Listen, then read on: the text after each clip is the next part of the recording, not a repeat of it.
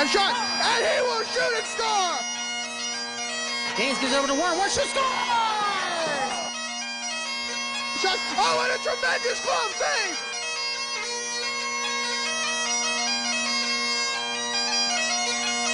Oh, water bottle!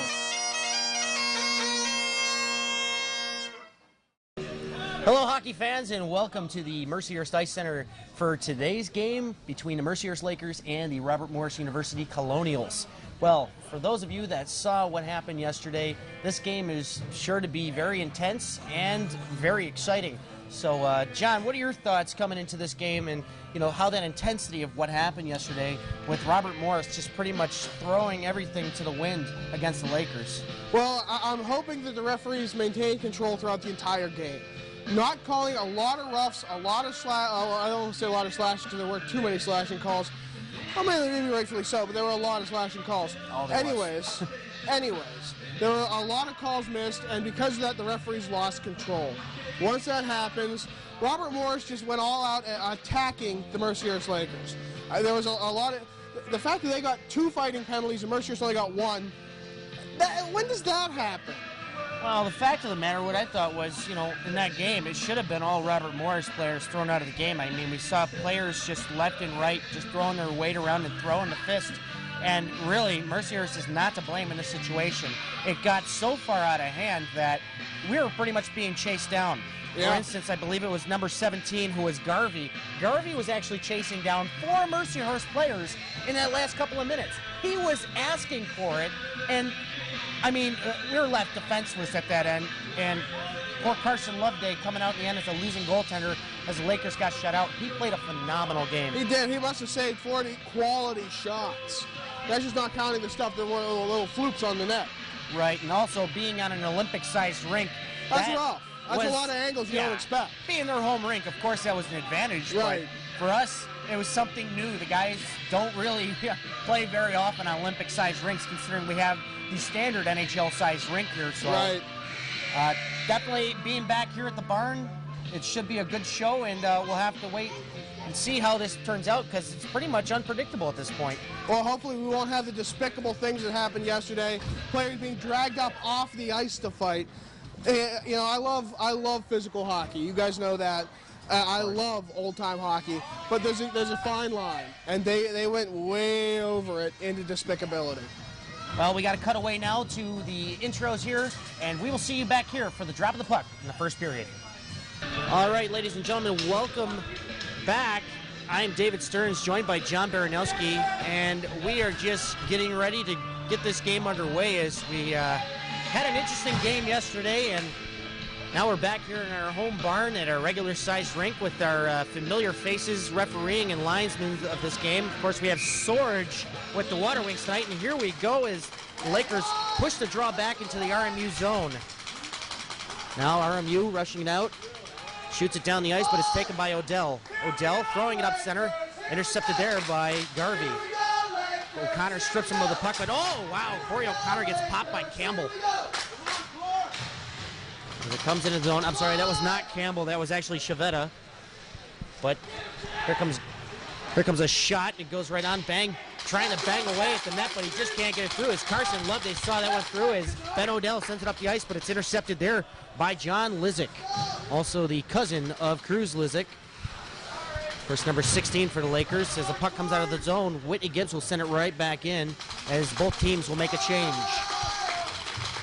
Taking the puck out now is Garvey. Garvey sends it over to 24, who's Ferrario. But it's intercepted now by Matt Warren. Matt Warren crossing over the line, comes in, takes a shot, goes a little wide, but he covers up his own rebound, but loses it off to the corner to Hickey, or Konachek. All right, I'm just getting used to this roster as these guys are donning these very dark blue jerseys, but not very fashionably correct here. But regardless, it goes back to the point over to Colbert. Colbert sends it up through the neutral zone, but it's turned over, and Camlin's chased hard there by number 24, Ferraro. Ferraro trying to stay on Camlin, but Camlin sends it over to Gaines. Gaines lightly taps it out, but it's turned over to Colbert, who drops it right back into Lakers zone. Camlin along the boards, tries to shovel it out, but LaPrey was there to greet it and sends it right back in, chasing it now, but he gets checked hard there by Matt Warren as the puck goes off over to the stick of Pat Shearer. Shearer coming through the neutral zone. Shearer trying to get it in. Oh, and there's a delayed offsides here, as it looked like Warren was a little bit ahead of game, and he throws it back into the zone. That's Kilijanski, but it's intercepted now by Flenner. Flenner putting it over to Covert. Covert passes it over to number 11, Bennett. Bennett sends it up, and it goes over to Lepre. Lepre dumps it into the zone. Carson Loveday comes out to play it. Sends it over the boards to Hunt. Hunt trying to clear it out, but it's intercepted there by 22, Baseman. Now Hunt will recover that. Taking a look at his options, he sends it over to Kilijanski. Kilijanski throws it up to Stepanian. Stepanian, whoa, he belts out the attempted check by Shaunet. And the Lakers keep it in from Kilijanski's stick there, but it comes out into the neutral zone. Gannon Carr will fire it right back in. Lakers will make some adjustments on their lines here as Stepanian tries to keep it in the zone, but he won't successfully do so as McWilliam puts it into the Lakers zone. Carson slows it up for Camlin on defense. Lozanik trying to get it over, but it's intercepted by Martin. That's Jeremy Martin for RMU. Of course, Chris Martin sitting out this game after yesterday's fisticuffs. It's just a brutal game altogether. Carr taking it behind the net. Gives it over to Reve. Reve throwing it out into the neutral zone, but the winger's not there as Lozanik tries to chase it, but RMU will throw it out as it's now controlled by McWilliam. McWilliam dumps it in as O'Connor tries to belt him into the boards. Loveday leaves it for Odell. Odell dropping it behind the cage to Camlin. Camlin swings it over to Reve. It's almost like deja vu, same breakout play, but instead we got Stefanski out there. Stefanski breaking over the blue line, cutting to the outside. Stefanski drops it up front to O'Connor. O'Connor leaves a soft shot. Hoffman saw that one through. Already the Lakers look a whole lot better than yesterday. They seem to be coming out there a whole lot less tired. Well, the Lakers definitely do look better, but the shot blocked by Camlin, the shot taken by Javit, the captain of RMU, as it comes out to the zone to Garvey. Garvey tries to send it into the Lakers zone, but Odell intercepts, tries to throw it in deep, but he can't do so, but now the Lakers will be called offside. 16:08 left in this first period. And we've already seen some back and forth hockey, a couple of shots for the Lakers, a couple of shots for RMU. It's a lot more balanced compared to yesterday where it seemed like it was all Colonial.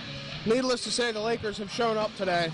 I think just seeing an Olympic-sized rink just took its toll on the Lakers, and that's probably part of why they had so much problem yesterday. It was a little bit awe-striking for us as well, sitting in the front row, being right on top of the ice.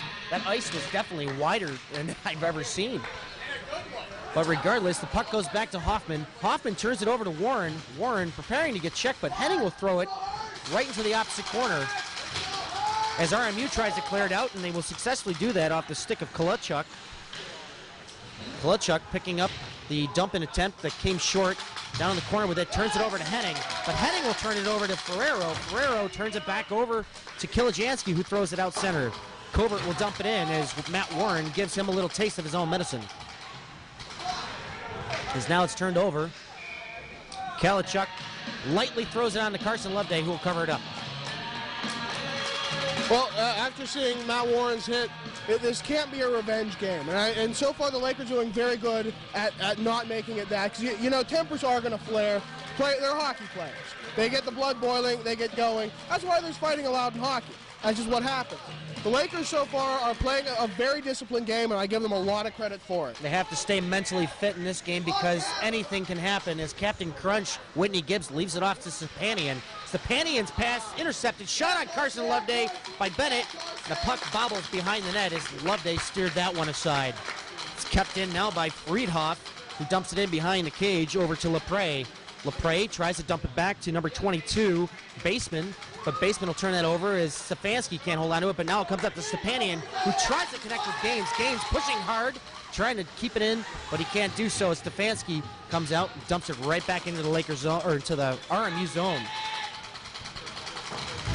Clearing attempt by Chenette is successful, but this will probably result in an icing. We will have a face-off to the left of Hoffman. A lot of back and forth hockey, not a lot of breaks here. We've had, 2-3 face-offs. So far, this is a total turnaround from yesterday's game, not just because there's a less physical presence out there, which surprises me, I'll be honest, but because this really is back and forth. This is what the game yesterday probably should have looked like. Oh, of course. I mean, when you're playing on a different size rink and you have referees on your side, things definitely go a different way. As the shot goes wide, it's bobbling out in front of Hoffman. Hoffman just can't cover it up as it's steered off to the corner. Camlin's attempt to keep it in is foiled as it goes down the ice. no icing as Odell plays it back, sends it back over to Camlin. Camlin being pressured hard by Javit. Javit still on the puck. Tries to steer it aside, but Ben Odell takes care of him, but now squirts out to the front of the net, and nothing ever comes of that as Lizick sees Javit and Odell trying to control the puck on defense, but he just can't do that. As that puck comes out front, Javit couldn't connect. Reve breaking out of the zone. Reve tries to handle that puck, but he just can't dump it in. As O'Connor leaves it over to Reve, Reve deeply drops it in. It's now the Lakers are doing a little forechecking job here as there's a nice check, but I couldn't see because I have a lady in my way. As now we have New Hampshire, or not New Hampshire, I got the women's game on my mind because I saw this women's jacket here, but anyway, your RMU having some trouble controlling the puck just as well as the Lakers. As we have Covert going hard against David Gaines. Wow. A little punishment there as it'll be iced down, and we'll have a face-off coming up next to Carson Loveday on the opposite end of the ice. If aliens were watching just that play, they would deem Earth unfit for first contact. Yeah. Well, this game is going to be physical no matter what. I mean, body checking is a part of the sport, but considering what we saw yesterday, the blood is probably still boiling on both ends. Yeah. As now the Lakers win the face-off back. Well, not clear who won that face-off, but now Shearer tries to connect it over to Warren. Warren puts it out in the neutral zone. Now it goes back to Shearer. Shearer throws it up ice. Warren doesn't know where it is, but now he finds it as it's almost turned over to Colbert, but wow, what a hit on Colbert. But now there's a delayed offsides on the Lakers as the puck squirts out of the zone, and Henning will play that one over to Gaines. But Gaines can't connect to it as Colbert intercepts, and Colbert takes another hard hit from Matt Warren. Stefanski trying to gain control. He falls on his own. And the puck goes behind the cage once again. It's just this game has been so back and forth. The Lakers are getting a little bit more of a brunt on offense here, but RMU is just doing as fine a job right now containing the Lakers as Warren tries to clear it in, but Kilojanski will do so, but it doesn't go far at all. Warren once again with the puck at the red line, throws it over to Kilojanski. Kilojanski dumps it deep into to the RMU zone. Now it's played up on the boards over to Lepre. Lepre leading the breakout charge as he takes a shot, which is blocked by Gannon Carr. Puck control by Baseman gets turned over to the Lakers as it goes from leg to leg as Stepanian digs it deep. And now chasing is Kenny Hunt, who's got a little wrap on him. No hooking call there, fortunately. Whereas yesterday, at this point, we were accustomed to seeing, what, 5-6 penalties already? At least. Well, today it's a lot cleaner hockey, or just a little bit liberal as far as some of the lighter calls, but... Well, there's a fine line between letting them play and making every call. Oh, of course. So far, the refs have done a good job. I applaud them for that. Now with the stoppage of play, 11:43 left in the first period. Once again, this is David Stearns joined by John Baranowski. You're watching Game 2 of the Home and Home series against Robert Morris University and your Mercyhurst Lakers. So far, you would think that there would be some numbers on the board, but Carson Loveday, after yesterday's performance, though he let in 2, I think he did a solid, phenomenal job. Yeah, no argument here. And Hoffman definitely seeing every shot through. He's doing a great job on his end as well, so we just have a battle of the goaltenders, more or less. As now the puck bobbles out to the blue line, but it will be kept in there by Jeremy Martin. Now the puck will go out of play and almost hit Coach McKinnon, but Robert Kelly will make that save and toss it back out into play. Well, you mentioned before the look of the RMU Colonials. They are wearing the old school Toronto Maple Leafs jerseys. Now, there's a big difference between them and the team that originally wore those jerseys. The team with King Clancy, they played physical but with class. No class here for RMU. Well, Corey O'Connor just got hosed down and no call there, but I mean, trying to squeeze between 2 defensemen, it's a little difficult as he had a break-in on net. As I said, not playing with class physically, playing with class physically. There's a difference. But now it's still inside the RMU zone as Reve loses a glove, and that puck goes out of play into the scorekeeper's box, and I think that actually clipped Joe Fink in the side of the head, our bagpipe player. And Mike Miranda, who's playing timekeeper today, cannot get the puck over the glass. This is all comedy here, folks. This is like a day of discombobulation. You really don't know what to expect. It's the gift that keeps on giving, our commentary, you know? Of course. No, what better way to bring people in here? You know, it's like they welcome us into their living rooms. We might as well make them feel like they're at the rink, too. Yeah, might as well. As now we see Bang get banged up there along the boards. As now the Lakers dump it in, but wow, what a jumping effort there by Colbert as Matt Warren takes a shot, goes high and wide as Camlin tries to pinch it in, but it'll squirt out. Stefanski sends it over to Odell. Stefanski still with it, bobbling it around, trying to get around Colbert. He does so, but he loses the puck in the process, as now the Colonials try to gain some sort of solid possession here. As Flenner sends it over to Colbert. Colbert up ice over to Chavetta. But that'll be turned over. The Lakers doing some tic-tac-toe there, but Gaines couldn't hold on to it. And that was clearly offsides. That was just a little bit delayed. But regardless, the face-off outside.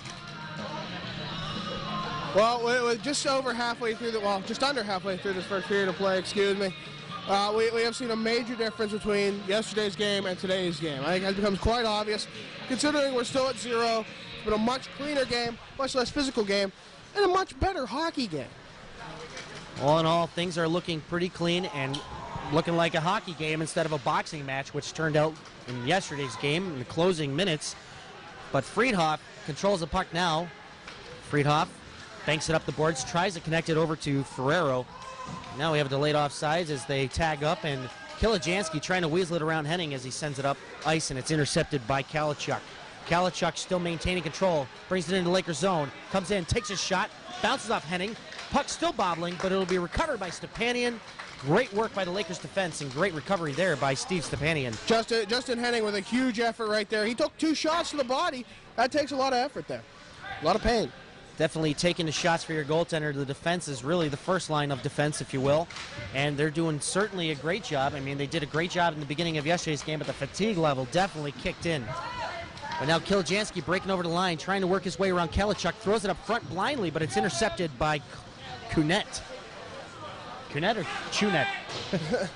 Oh, and it squirts out front. Wow!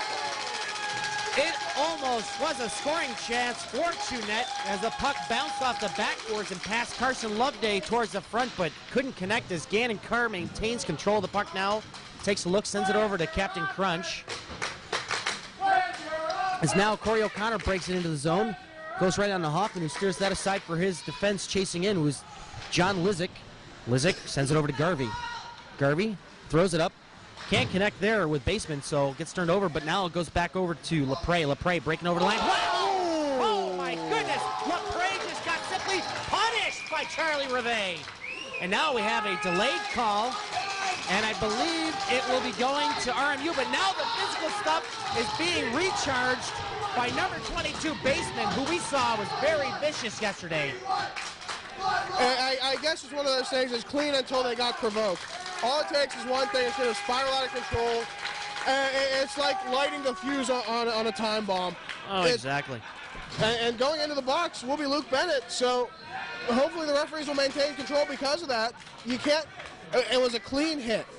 You really, I can't stress it enough. Charlie Rivet had a clean hit. He's getting 4 minutes. He's getting a slash and a hooking call. Wow. Here with 8:22 left in the first period. So, understandably, there should be 4 minutes up there, but timekeeper up here is only throwing 2 minutes there. But when you try to have surgery with your stick, you have to get called for that. You know, lucky there wasn't blood on the play too. Exactly. He was using it more like a weapon or a medical tool in this case. He's trying to cut out his spleen, you know? I think there's going to be some confusion here. We have 2 minutes on both sides with number 11 side. I think that doesn't number look 11 right. Player of Mercyhurst. There is no 11 on Mercyhurst. No, someone will be coming to the box. I believe it'll be, I'm simply confused on what's being called here. I honestly thought he was throwing 4 minutes up on the side of Bennett, but I believe that might be a roughing call for Ozanek then in this case. The slash, the original call going to Bennett. So now we'll see some 4-on-4 hockey as we wait for the call, if we can get that up here. Now we have another delayed penalty. Who is this one going to? I think it's going to Mercyhurst. Oh, man. This is not good as the puck can roll, but will it do? Well, there's the call. 12 white, hook. Mercyhurst, Blake Camlin will go into the box for a hooking call. So we'll see some 4-on-3 hockey for the next minute and 44 seconds. Unbelievable. I thought the puck was going to roll into the net. I was hoping. Shades of slippery rock.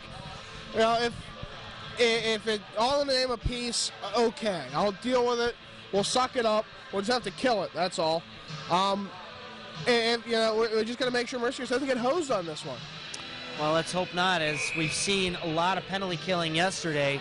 Hopefully it doesn't turn out to be that kind of scenario today, as I kind of jinxed it earlier saying, wow, we've had 5 penalties yesterday at this point. Now we've already got 3. Right quick, too. As we have Javit sending it over to number 9, Chavetta, and he will come in offsides. I do think the refs definitely looked at the score sheet from yesterday and said, yeah, we're going to have to call some penalties every time they do something. There has to be some sort of communication going on there as far as the refereeing for ACHA hockey, especially with these 2 powerhouse ECHL teams. As now Robert Morris wins the face-off, goes back to number 9, Chavetta. Now it's being fought hard along the boards with Javit, but Javit will lose that battle as Matt Warren recovers, tries to clear the zone, but Javit sees it through. Javit coming in, takes a shot, goes wide, just outside of the post. So now it's up at the point, being held by Chavetta, who sends it over to number 41, Kalichuk. Kalichuk sending it over to Lepre. Lepre throws it out front, and wow, nobody knew where that was until the last second as Matt Warren does a great job of finding it, sending it down the ice as we have 1 minute left on this 4-on-3. Taken now behind the net by Lepre. Lepre over to Chiavetta. Chiavetta taking his time, drops it back to Kalichuk. Kalichuk takes a shot right on. Loveday makes the save.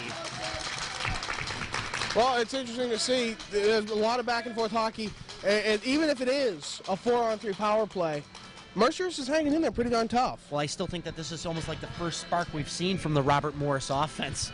Just they need that power play, I guess, to get going here, as they're not accustomed to playing in this rink, as they're more in tune to playing on the Olympic-sized rink. As now the puck goes high and wide, but now it's recovered by Garvey. Garvey taking a shot, but he takes Odell's stick with it, and it'll be cleared out down the ice as Hoffman will come out cautiously as Garvey recovers. Garvey swinging it over to Cobert. Cobert takes the pass off the boards. Cobert dropping it back to Bang. Bang over to Garvey. Garvey holds it. Takes a look, tries to throw it out front, but he can't connect it through, and he was looking for Bang to connect. But now Cobert holding the puck, sends it over to Garvey.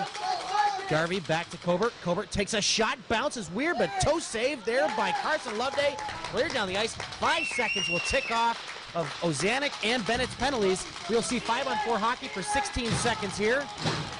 The Lakers successfully kind of killing off this shorthanded opportunity, but now we have some fancy work, and once again I jinx it as Bennett scores. 8 seconds, power play goal.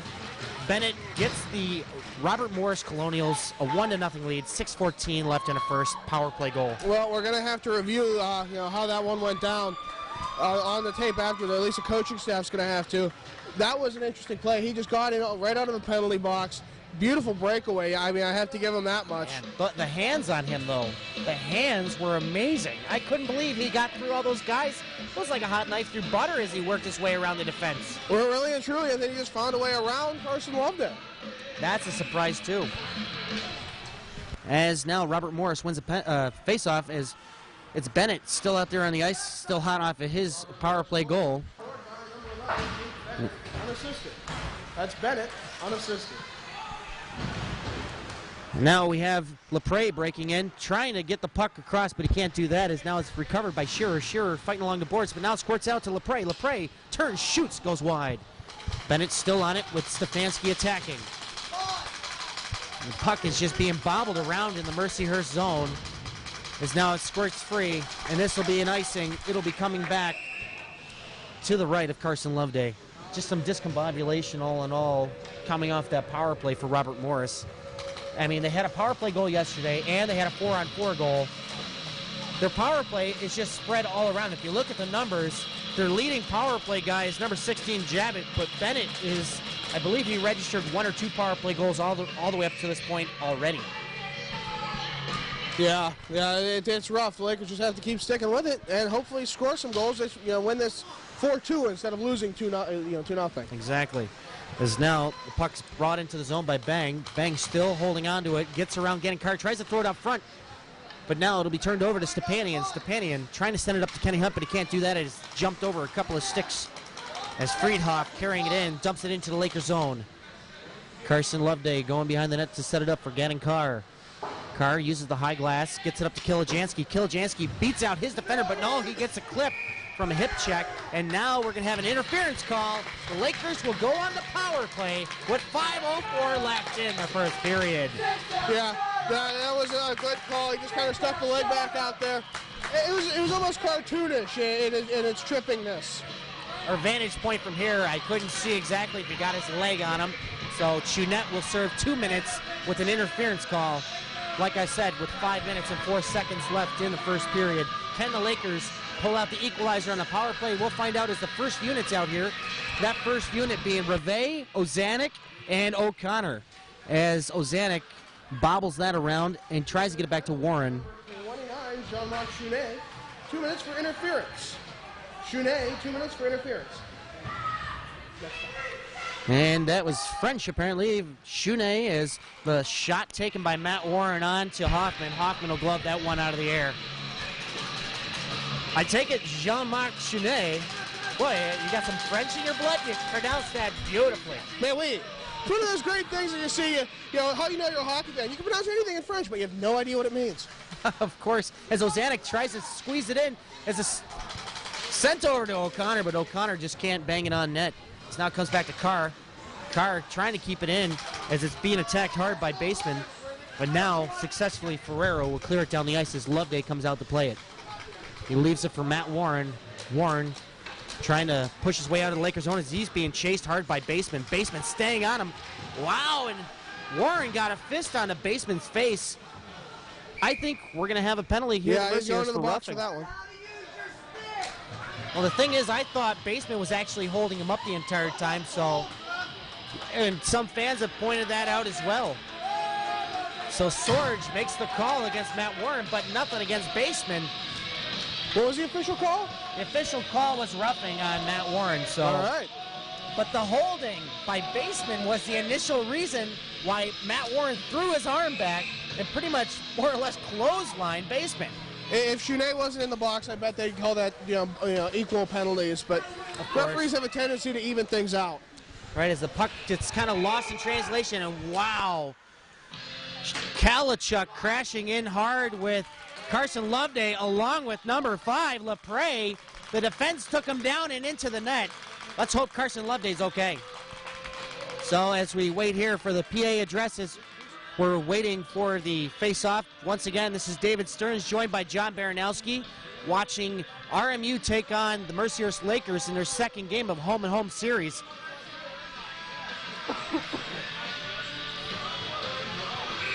Face-off coming outside, obviously at the fault of RMU knocking off the net as the puck's dumped back into the zone.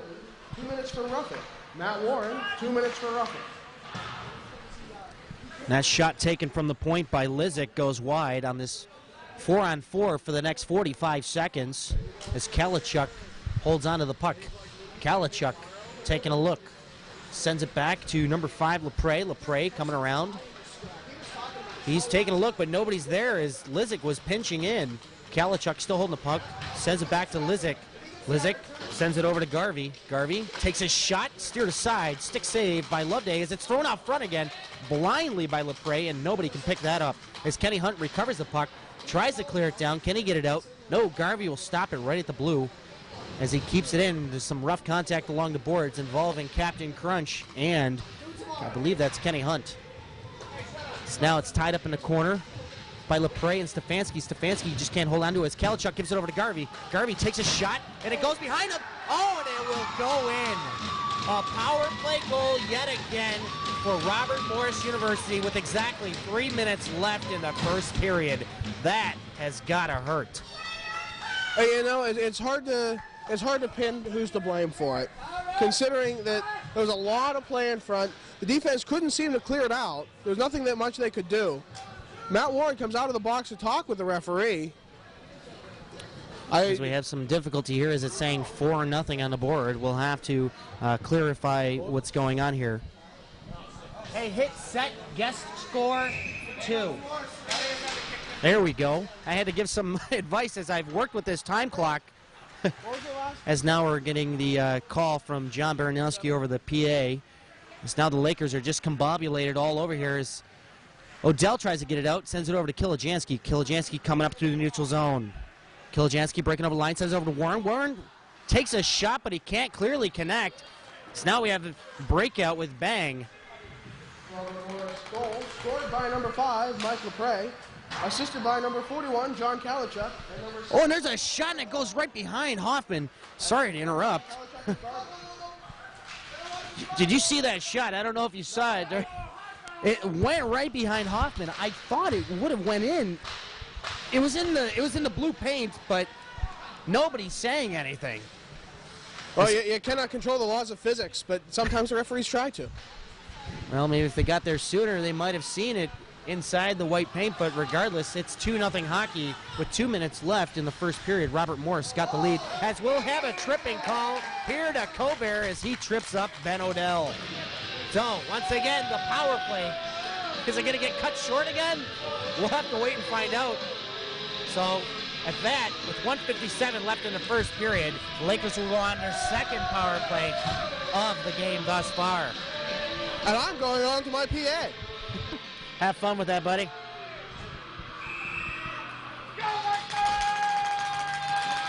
It's that penalty's not up on the board. Stephen Colbert, 2 minutes for tripping. That's Colbert, 2 minutes for tripping at 18:03. Well, that penalty is yet to show up on the board, but regardless, it is 5-on-4 hockey. And now Ben Odell carries it over the line, tries to leave it over Vevey, but he'll drop it behind the net. O'Connor trying to intercept, but it goes back to Carr. Carr taking a look. He's thinking about it. I wonder what's going on in his head as he gives it over to Reve. Reve back to Carr. Carr takes a shot, doesn't go through. So now it comes out of the zone. Robert Morris makes the clear.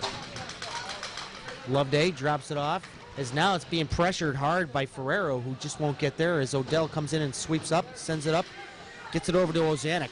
Ozanek is trying to send it over to Odell, who wrestles that one out of the air and dumps it in. Little dump and chase hockey here as Lakers are on their second power play as that's come out of the zone, and now we'll have offside again as the fans don't know what they're talking about. That clearly came out over the line. Yeah, it was a good effort, but it was just over the line, but I give him credit for trying at least. We still don't have the penalty listed on the boards, so we'll have to wait and see. Just why is that? Well, there is some confusion right now. I think it's being addressed. He doesn't know how to manage that time clock. If I can have that thing up here, I guess I would do it as well. I've worked with that same unit that they use here at the Mercyhurst Ice Center for the past 10 years of scorekeeping back at home at the Amherst Pepsi Center, where we will see the University of Buffalo January 18th. Nice plug.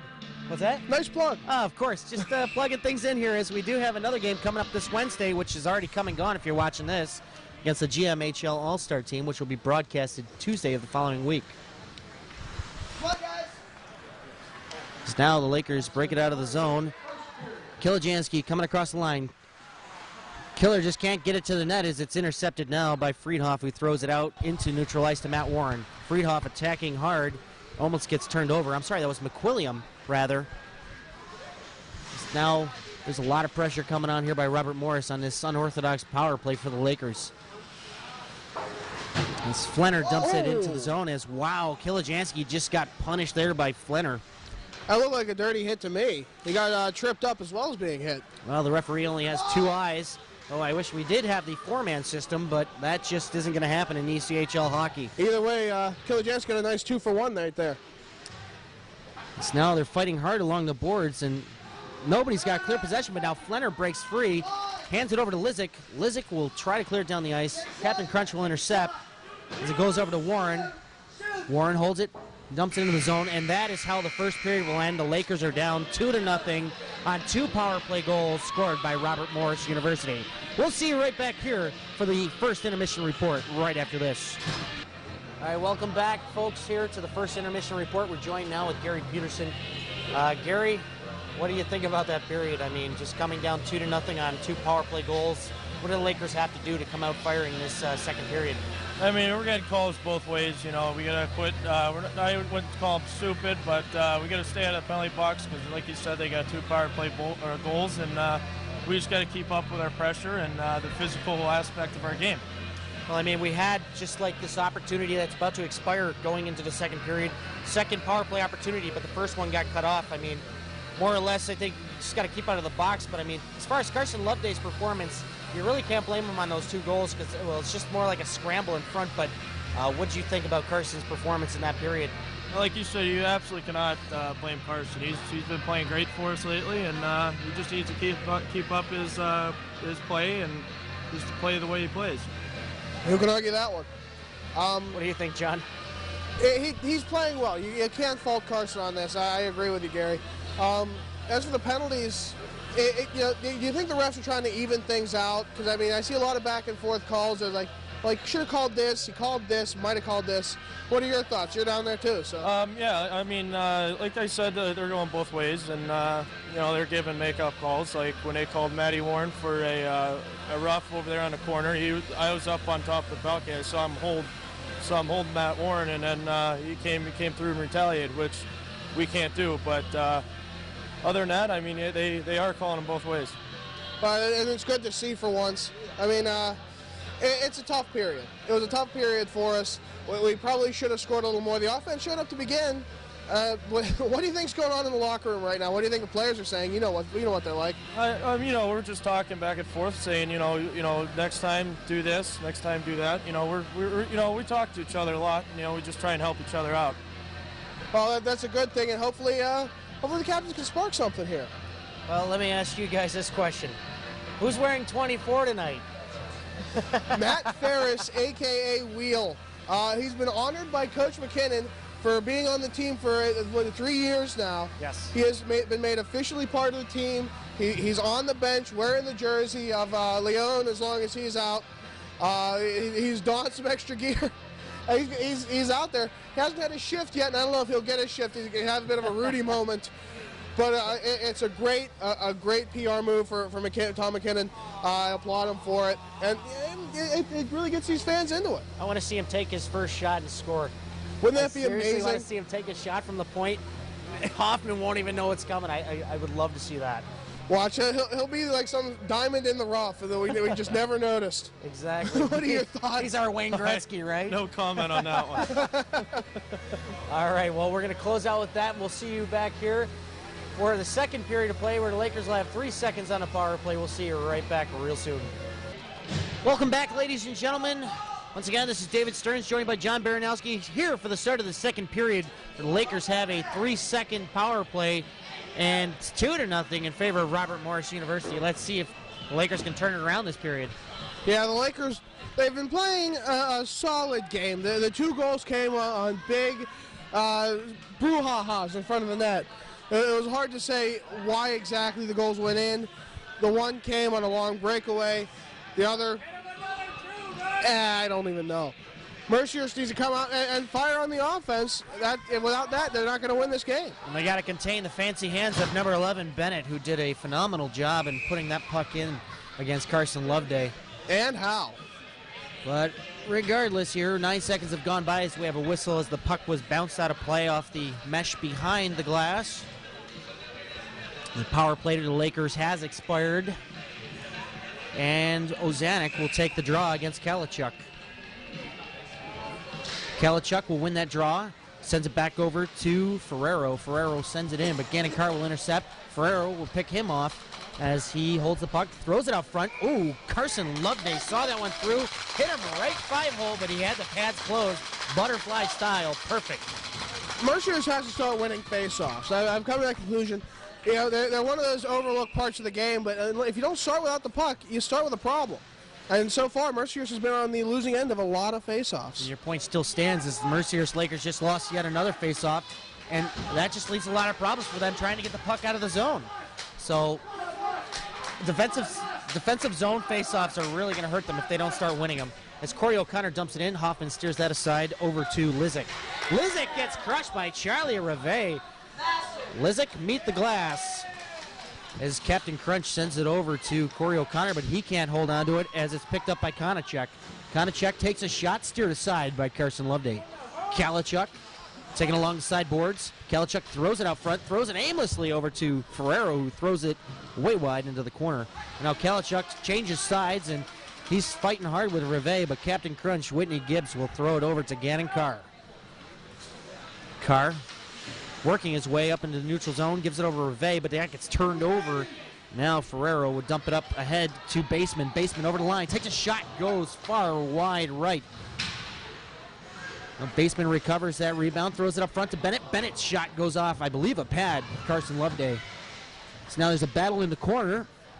Can't really see who's down there, but I believe Ozanek is down there. But Baseman will recover the puck as it comes along behind the cage as it's thrown up top to Colbert. Colbert takes a shot and it doesn't go through. Colbert will get it again.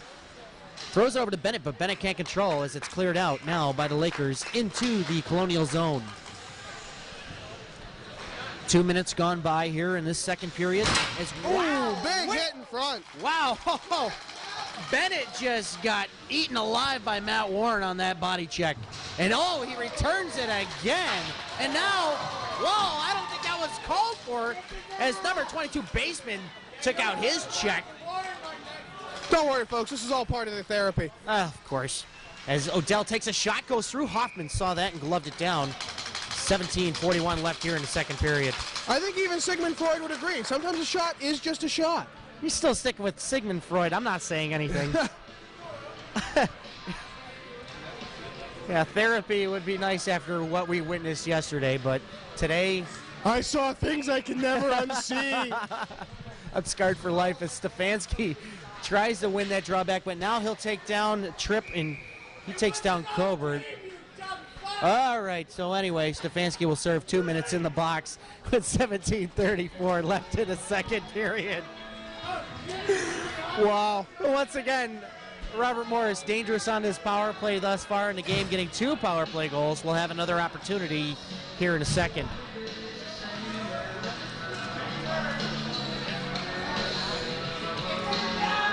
So the faceoff will come outside the Colonial zone as the Colonials win yet another faceoff. As now Kilajansky ties up his man with Chivetta. Chivetta taking a pass from Lepre. 2 minutes for tripping. Stefanski, 2 minutes for tripping at 2:26. So the puck goes back over to Javit. Javit throwing it over to Chivetta. Chivetta, Javit, Chivetta back and forth here. Chivetta takes a shot, doesn't go through. Odell will recover, throws it up to Kilajansky. Here comes a breakaway. Kilajansky over the line, takes a shot. And it goes wide. You gotta watch for those shorthanded attempts. They appear. When you have them, you gotta take care of them. Great opportunity there for the Lakers. Let's see if they can get another as there's a minute 18 left on this penalty. As Odell sends it around the horn and it goes back down the ice. Great clearing attempt by the Lakers. Successfully done. As now it's taken by Chiavetta.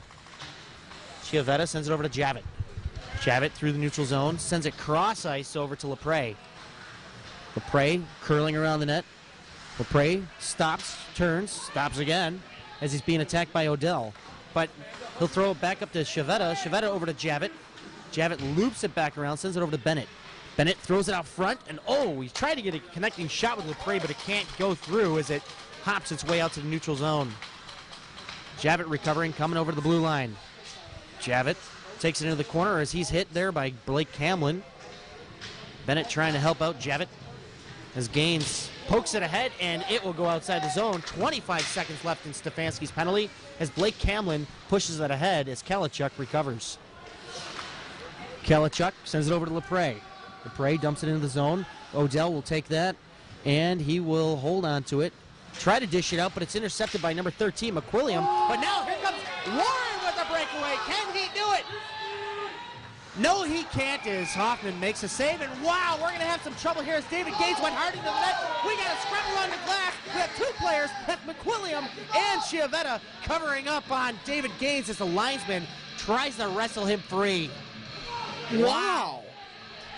What on earth was that? That's not hockey. That's not even goonery. On which end? On Gaines or on on the two RMU. RMU players? Exactly. Gaines did a great job poking that puck loose, or he tried to poke that puck loose because it was loosely in the glove. It was a legit chance, right? Well, guess what?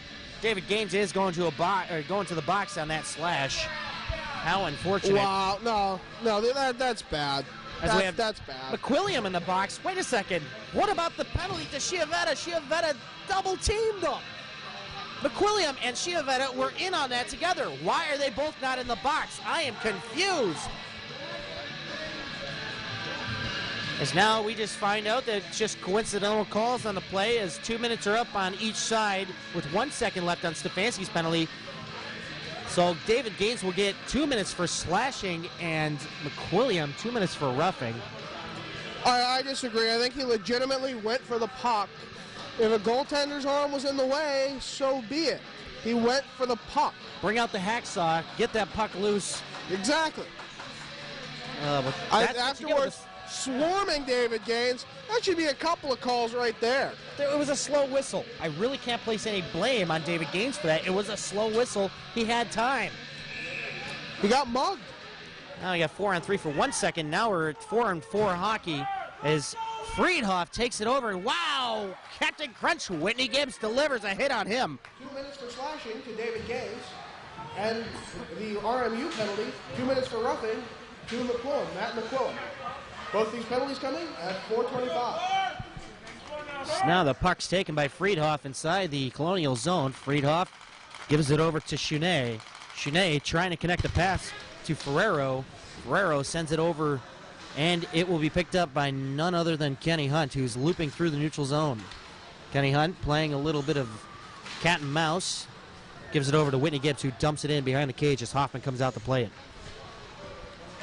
Chunet sends it over to Ferrero. Ferrero holding on to it. Ferrero coming over the line, takes a shot right into the... 14:43 left here in the second period. I'm David Stearns, joined by John Baranowski. We're here covering the game between Mercyhurst and Robert Morris University Colonials for the second game of the home-and-home series. Yeah, yesterday was lost 2-0 on the Olympic-sized rink of RMU. It was a tough game for Mercyhurst, both with your officials and their playing style. But, you know, that said, Carson Loveday did play a great game despite. What surprised me the most was the speed and the talent that Robert Morris brought on that wide ice. They made us look like slow turtles out there. But regardless, Bennett doing some great footwork there as he drops it off to Lizick. Lizick takes a shot and it goes wide. O'Connor recovers that rebound. Tries to throw it over to Reve, but it bounces off the skate of Javint. Wow, Bennett takes a hard hit on Camlin, but he just practically bounced right off him. Blake Camlin, always the showman. He just stands there and goes, what, that was it? Come on. I think Camlin mumbled something about him being glue and being like rubber bouncing off of you. But regardless, Bennett gets the puck yet again. Bennett tries to drop it off for Javit in the corner, but it's just going back around the horn to Odell. Odell dumps it a long ways down the ice, and it goes right on Hoffman as Ozanek comes flying through the crease. And he's being held up by Lizick, but Lizick will let him free because pretty much he's on friendly territory being related to one of the Mercyhurst players, as in Cruz Lizick. Yeah, he's got a bit of a protection out there. He's got to be careful of what he does, or maybe Cruz Lizick will come out for you at a practice. You never know. It's all in the family. Keep it in the family, have him square off? No. That would be interesting. Yeah, I hope we don't see that, though. You're like, hey, meathead, get over here. Whereas I believe both of their parents are in attendance here today. As the penalties, I apologize to both of them now. As we have the penalties expired. And we just had a horn go off here. Not exactly sure what went on as play is stopped for no apparent reason. That was a testament to the... Yeah, the theory that this campus is haunted? Well, I'd say that, or maybe like Pavlov's dog. It's very Pavlovian. You hear the buzzer, everyone just stops. Doesn't matter what happens, it stops. The theory has been tested here, and it's apparently true. Pavlov's hockey player. As the faceoff was taken outside the zone, last stop where the puck was, as now we have some shoving going on with McQuilliam and David Gaines. And Sorge looks like he might hand out penalties or something, or I think the puck just went out of play. That's yeah. I was trying to understand his language out there. Big Italian guy, you really can't understand these guys. I don't speak referee. Now we'll have Ozanek take the face-off with McWilliam. But I am fluent in linesman. It's interesting. I'm trilingual. I speak hockey, and hockey. But anyway, it goes back to Shearer. Shearer taking control, throws up the gains, but it gets intercepted by number 23, Munizia, who we have not seen today. That's Morgan Muniza. Sure. Yeah. But Muniza lays down a check on David Gaines, who bounces right off of there. So now the puck is dumped all the way down there by Flinner. Goes right to Shearer. Shearer tries to get it out, but it's intercepted by Martin. Martin holding on to the puck. Martin trying to dance around his guy, but Ozanek will recover it. Gives it up to Warren. Warren going in on yet another breakaway. Comes and takes a shot. Scores! Matt Warren gives life to the Mercyhurst Lakers. 12:47 left in the second period. Matt Warren. Wow. Woo. Oh, man. He put the cake in the oven. I'm going to preheat to a nice 350 degrees. Wow, what a goal. Matt Warren has put life into this crowd and this team, and hopefully maybe turn around this game. He made that goal like an artificial defibrillator for this crowd as suddenly the hearts are jumping. And so is my voice and my heart. So, wow, finally a goal for Mercyhurst. They were scoreless in the past, what was it, be about 88 minutes they were scoreless. Yeah, and finally they get a goal. Yeah, too long to be without a goal. As now Bennett tries to send it up, but Bennett gets crushed by Kilijansky, and the shot taken by number 22, Baseman. This goal is 27th of the season, scored by number 26, Matt Warren. Assisted by number 7, Walt Ozanek. That's Warren from Ozanek. As now we have some play action going on in the Lakers zone. We have some shouting coming from a section of the crowd, not exactly what for, but now Kilijansky will lay a hit out on Shunet. Now there's Bobby Williams, who is playing forward today. Williams controlling the puck, sends it over to Stepanian. Stepanian to Kilijansky, Kilijansky over the blue line. Kilijansky still with it, throws it out front, can't connect with anybody as it's turned over to Lepre. Lepre gets a hit from Bobby Williams as the puck goes over to Gannon Carr. Bobby Williams hops off the ice as he's congratulated by Coach McKinnon for a solid shift. I'm just waiting for Matt Ferris to make his turn out there. As O'Connor tries to keep it in, but Shunet will recover that and throw it up ice over to Ferrero. Ferrero over the line. Ferrero takes a shot, goes off the stick of Carson Loveday, who's having a little trouble with a Kalichuk in front of the net. Garvey sending it over to Lizick, who dumps it in, goes wide of the net. Recovered by Konachek. Konachek still with it, takes his shot, goes off the toe of Carson Loveday. Back to Lizick. Lizick takes his shot, goes through a screen, but gets deflected off the skate of Konachek. So it goes back to Kalichuk. Odell staying hard on Konachek. And being spun around is Ferrero, who does a 360 and falls onto the ice as he loses an edge. Ben Odell weasels his way around Garvey. Great move as he comes over the blue line. Odell going to the outside, throws it over towards the net, but nobody's there. But now Camlin will take a shot. Wow, a little knuckle puck action as it goes wide of the net, but the shot now taken by Camlin yet again goes wide. Konachek flying up ice with Kalichuk, and that gets bounced off. And Blake Camlin gets a little interference on him, but no call. O'Connor busting over the line, gets tied up there by Garvey. Now goes back to Warren. Warren takes a shot, goes wide of the cage. Now it's picked off by Hunt. Hunt still trying to stay with it as it goes over to Bang. Bang sends it around the horn over to number 15, or 16 rather, it's Javit. Javit passes it up to his winger, who goes over the line. Can't get a shot through, and that's number 9, Chiavetta. Now the Lakers are trying to maintain control here in the defensive zone as it's turned over yet again over to Bang. Bang gets banged up against the boards. Carr tries to push it out, and Coburn actually got him with an elbow, but referees weren't looking in his direction. Javit tries to clear it across, goes over to Ozanek. Ozanek over the line. Ozanek takes a shot right into the RMU logo of John Hoffman. Some excitement. Yeah. Matt Warren really has awakened this team, perhaps awakened a sleeping giant, to quote Tora. Now, to have the Mercyhurst Lakers come out firing now is exactly what they need, and hopefully this can carry over and translate into some goals. And hopefully we'll get one soon here as Warren takes a shot. Wow, and it goes off the glove, I believe, of Hoffman. Has a rebound attempt by Stefanski, was foiled. Warren still with it. He's working the point now. Usually we're accustomed to seeing Warren on the power play on the point, but now we'll have an offside that will take the face-off all the way down. 9:20 left here in the second period. Lakers finally getting a goal just a few minutes ago off a Matt Warren breakaway. So we're at 2-1 right now with the Colonials in the driver's seat, but not very firmly fastened in their seatbelt. They've been nice and loose, so they can't give you whiplash. As the headrest is about to come off, if the Lakers score another goal to tie this game. And now Flenner keeps it in. Flenner gets it over to Kalichuk. Kalichuk takes a shot, goes wide.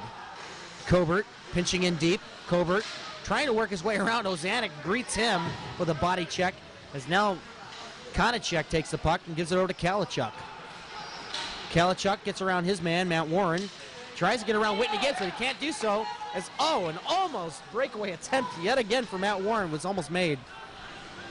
While one linesman had his arm up calling for the icing, and the other one, not sure, but now we're going to have a penalty coming up here. It's going to Brian Stefanski. What happened? Stefanski got caught up by the boards. I don't know. What was that call? He made a timeout sign. Unsportsmanlike conduct.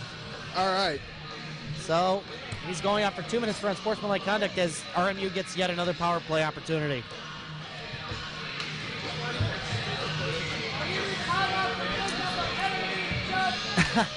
As we have our famed Steve Faber calling out for a TV timeout to sort out the penalties. Faber, our super fan. I'm moving over to the other mic. All right, we'll see you back here shortly. As Kilajansky is discussing what's going on here with the linesman, as this faceoff is at an obscure spot. It's a faceoff won by Robert Morris. It's taken shot by Javit from the point. I'm Brian Stefanski, 2 minutes for unsportsmanlike conduct. That's Stefanski, 2 minutes for unsportsmanlike conduct at 11:12. As we get the call confirming that it was unsportsmanlike conduct, I don't understand where it was. He was stuck up on the bench. I don't know, maybe he said something or did something or stopped somebody or waved maybe to somebody. Wrong. He waved to somebody and got unsportsmanlike conduct. He's like, "Hi, Mom." As the shot was saved there by Carson Loveday, Matt Warren doing a little punishing on LaPrey. LaPrey gets the puck, gives it over to Javit. Javit can't get his shot away as Kilajansky intercepts, throws it out to the outside. Here comes Whitney Gibbs. He can't get the puck, but it comes out of the Colonial zone. Matt Warren getting control of the puck. He's being attacked by two. Gets around two guys. Really fancy moves. But now we'll have a high stick call, face-off to the right of Hoffman. I'll love to see if Mercyhurst can do something here. Winning this face-off is a rather sizable thing right now. Mercyhurst had some trouble early in the game winning these face-offs to start their offense. Especially being shorthanded as well. Right. This could work out in their favor, considering we already saw, two breakaways on the penalty kill for Mercyhurst? Yep. That offense, the legs have been lit on fire underneath these guys. Unbelievable. As the faceoffs one back to Odell. Odell takes a shot and it goes wide. So good scoring attempt there for the Lakers on the penalty kill. As it's worked around to Colbert. Colbert does not know where the puck is. Now he finds it, curls around. Coming up ice. He turns it over to Reve. Reve dumps it right back into the same corner and has Colbert going back down to return to where he came from. But Hoffman will save him the favor by throwing it out. But now Colbert will find it. Robert Morris, they don't know what they're doing. They're discombobulated at this point. But now we have Bang over to Colbert. Colbert playing tic-tac-toe with Garvey. Now Colbert getting over to Bang. Colbert takes a shot, blocked by Reve. Reve staying hard on him. Got the puck between his feet, and he kicks it out of the zone. 35 seconds left in this penalty to Brian Stefanski. As now we got an offside call, a little late. These whistles are delayed. Or as Bang was called on the offside. Yeah, maybe it's like a TV delay. They're set up so they're censored. Exactly. You never know when those whistles are going to say something off color. Exactly, man. Oh, and now we're going to have an unsportsmanlike conduct call here. Again? Well, we got 2 of them this time. 24, Joe Ferrero, as you remember from yesterday's game. Wow, he's screaming at the ref. Charlie Reve will serve a penalty as well. Huh. And the fans are loving it. That's we have a very violent fan. But here comes a Bennett over the line. Bennett takes a shot right on to Carson Loveday. Those penalties. Charlie Reve for unsportsmanlike conduct at 16:41.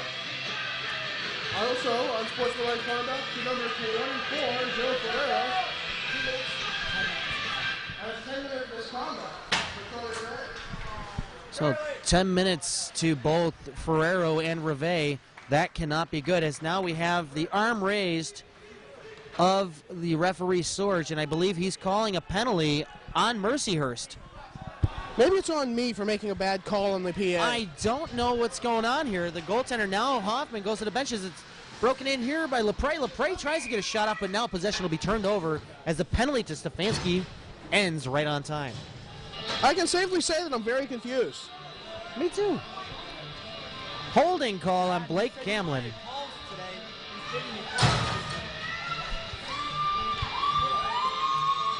So Blake Camlin will sit down 2 minutes for a hooking, or for holding rather.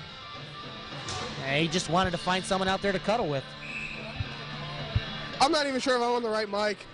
But yeah, I'll agree with that. Welcome to my world. Been there, done that. As the shot goes wide from the point, that was Javit who rocketed that shot through. Javit will get the puck again from Lepre. Okay, I'm not re-announcing that. And now Javit holding the puck as we have some confusion. The puck goes over to Chiavetta. Chiavetta gets tied up by Matt Warren, but the puck will go behind the net to Bennett. Bennett holding it, tries to throw it out front, but Gannon Carr deflects it, and Carson Loveday will hop out of net and cover that one up as he keeps his team within 1. And now we're going to have another penalty. Wow, Robert Morris taking a seat. Brian Chiavetta is getting a misconduct penalty. I wonder if it's 10 minutes. Interesting. But now Matt Warren's going as well. Oh my goodness. Let's hope these are both not 10-minute misconducts in this case, because having Matt Warren out for 10 minutes, yeah, not good. Huh. Well, nothing's going up on the clock. Oh boy, 6:18 left here in the second period. I'm David Stearns, joined by John Baranowski in this very confusing hockey game. We're not exactly sure what the calls are. I'm not switching mics till I know. Yeah, Chiavetta and Matt Warren both went to the box. We are not sure what for and for how long. But regardless, Javit takes a shot and it goes wide. Colbert throws it off to the corner. And we are having yet another penalty. We are having an interference call, and I believe this one's going to RMU. Javit is having a conversation with the referee. As I play musical mics, you know, if it's all in the name of keeping the peace, okay. I think Lepre is going to the box for interference, so we'll keep the peace with his behind in the box. And hey, happy Hanukkah, everybody. Mazel tov, there's your gift. So, 5:59 left here in the second period. 2 minutes up on the board for Lepre, and a minute 10 left in Camlin's holding penalty. Just a massive confusion. What is it, 15 penalties and you get a 10-minute misconduct against you or something? As far as the team? As Genesis said, this is the land of confusion. So anyway, as the puck comes out of the Lakers zone, goes up to Kilojansky. Kilojansky holding it, tries to get around his defenseman, but now he ropes down number 3, Flinner. Brian Chiavetta and number 26, Matt Warren at 13:42. 2-minute penalty for interference, number 5, Mike Lepre at 14:01. Misconducts for Warren and Chiavetta, and 2 minutes for Lepre. As John Baranowski covers his tracks up nicely and doesn't announce the amount of time on those misconducts. Yeah, I was very careful about that. Yeah, I know. I noticed. Very good. As Kilijanski comes to the outside, Kilijanski throws it up front, but it goes wide of Hoffman. Hunt trying to get it back to Kilijanski, but he can't do so as it's recovered now by Colbert. Colbert holding it behind the net, throws it over to Flenner. Wow, we have an interference call, I believe, coming up here as Kenny Hunt collided with Javit. Javit will be going to the box for 2 minutes. This is a gong show, folks. I am not exactly sure what's going on anymore. I feel like Chuck Barris. Let's throw out Matt Ferris out onto the ice right now. Let's do it. Send him out there. It's time for the secret weapon. As you said during the intermission report, maybe he's the secret weapon. I'm saying maybe he's the Wayne Gretzky that is yet to be unmasked for this Mercyhurst team.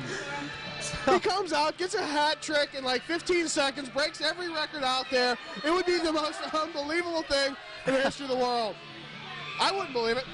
wow, this box is full here, and now they're communicating with the fans. This could be ugly. We got an offside call here. 5:02 left in the second period. Robba locks, 4 men in the box. I'm switching to the other mic. Well, we got poor Joe Fink stuck in there as well with these guys. So we got 5 men in that box. As Odell takes the puck.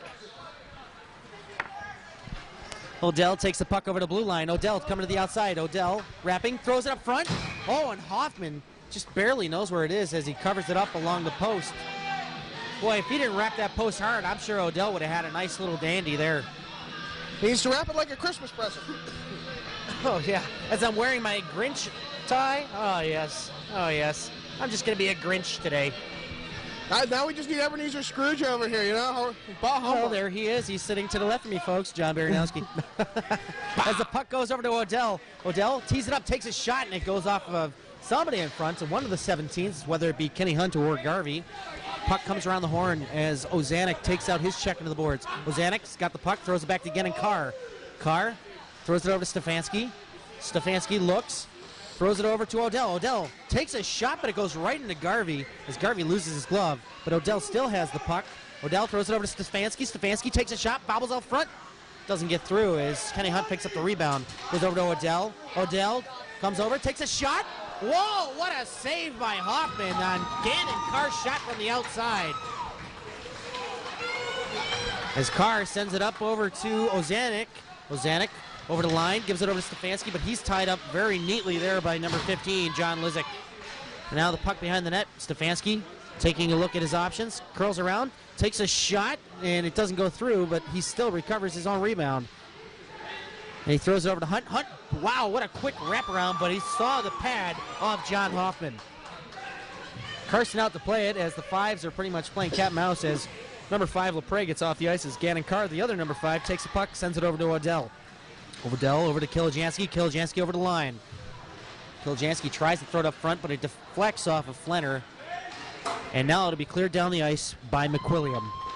Carson comes out, kicks it aside. He lost it in the pad off the back of his stick. I saw that, but he kind of calmly and coolly kicked it off to the side for Blake Camlin to get it. Well, you're outside the crease, you can do that. Kilijanski getting around 2 men, comes across the blue line, pokes it to keep it in, but Cruz Lizick cannot help him out as the other number 16 comes out of the box, and that's Javit. Javit sends it over to Konachek. Konachek gets checked by Blake Camlin, but here comes Javit with the puck. Javit loses it over to O'Connor, but O'Connor can't get it out of the zone, but Whitney Gibbs will. Kilijanski picking up the puck, comes across the blue line. Kilijanski comes in, takes a shot. Whoa! Went around the horn high and wide. Camlin drops it back to Lizick. Lizick will dump it into the zone. Cruz Lizick, that is, as we have 2:33 left here in the second period. Score 2-1 with the Lakers down by 1 to the Robert Morris University Colonials. It's now Camlin tries to send it up, but he can't get it over to Hunt as Flenner dumps it into the zone, and this will be icing coming back to the right of John Hoffman. 2:17 left here in the second period. John, what's going on in that head of yours? Next to nothing, actually. I'm just sitting back here watching the game, going back and forth. And Mercyhurst had plenty of attempts on their power play, and they're doing quite well with it. Something has to connect, though. They had, I don't want to call it a set play because I don't know if it was or not. where they pass up from behind the net right in front for a one-timer. Something like that needs to set up, and it's just not happening with all these scrums in front of the net. You're right. I noticed what you're talking about, and they're trying to work a cycle behind the net, trying to get somebody to go back door. They're trying to find open guys, but as you've seen, Stefanski was just running around with that puck, and he just didn't know where to put it, but at least he had it. Time on attack at this point is probably in the favor of the Lakers for sure. But now, the Robert Morris University Colonials dump it into the zone. Shearer tries to clear it out of the zone, but it's greeted there by Lepre. Lepre is being hard pressed by Henning, but regardless, that puck will go over to number 22, Baseman. Baseman still with it. Takes a look. He's got Chounet on the point, but he won't give it to him. Baseman dekes out Gaines. Baseman still with the puck. Dekes around one. Comes around front. Wow, what was that? Kenny Hunt actually kind of lassoed that one up and threw it up into the air. And now Kenny Hunt will take the puck out of the zone. 2-on-2. Hunt to the outside. Comes across. Stops. Dekes around his man, but he can't keep the puck as it's kept in by the fresh coming Brian Stefanski right onto the ice. And wow, David Gaines just got taken out by Baseman, which I don't even think he had the puck anywhere near him. Bennett tries to clear it out, but now it gets turned over to Stefanski. Stefanski takes a shot, deflected. Oh, and it's kicked aside by Hoffman. Chounet takes it behind the net. Now that gets deflected off of the stick of Stefanski as it's turned over to Gaines, but Gaines will turn that over to Chounet. Chounet coming across the red line. Chounet jumps it into the zone as we have some vulgar language coming out of the penalty box with under a minute left here in the second period. Carr sends it over to Witt. Mr. Gibbs, of course, but now it gets turned over. Shot taken by number 23, Muniza. I think that's his second shift out there today. 36 seconds left. Gibbs tries to throw it out, but it's intercepted by Colbert. Colbert dumps it back down behind the cage. Carson Loveday sets it up for Gannon Carr, who throws it off the dasher board, but it's intercepted by Colbert yet again. Muniza tries to get it down low, but now it's iced down by Gannon Carr. And icing. Yeah. Beat you to it. I feel like I'm watching a tennis match. Just dunk, dunk, dunk. You know, except for the screaming from, you know, the Williams sisters. Hopefully they'll come out screaming in the third period because right now they're down by 1 goal. They did a great job of picking up one this period. But here comes a shot from Javit. Gets bounced around in front as Odell tries to take it around. Gives it up to Kilojansky. Kilojansky tries to send it up. Gives it over to Ozanek. Ozanek breaking over the line with O'Connor. O'Connor loses it over to Javit. Javit will take it behind the cage. Throw it around the boards. 1 second. Well, with that, Lakers are down 2-1. But still, they got one this period, so we'll see you back here with the intermission report to discuss what went on. Welcome back, folks. We're here with the second period intermission. We are seeing quite a hockey game, of back-and-forth hockey. At least it's a hockey game today. It is a hockey game. I'll give them that. There's a puck with sticks, and it goes back and forth on ice. Yeah. Last night I thought we were watching Joe Louis fight, you know, but yeah, that was boxing on ice. Exactly. Or even worse. No, that was like WWE. I thought we were at the Wachovia Center watching a Flyers game. No comment. Exactly. But anyway, the Lakers finally get one on the board after being scoreless in 82 minutes. So Matt Warren on a nice breakaway capitalizes finally. After how many breakaway attempts were there in that period alone? There were 3, 4, 17, 84. I don't even know. Yeah, hike. Anyway, the two of the breakaways came shorthanded. So that was quite impressive. But regardless, every shorthanded breakaway makes the power play less effective. Exactly. That means someone has to stay back and watch for those attempts. Someone has to protect against that.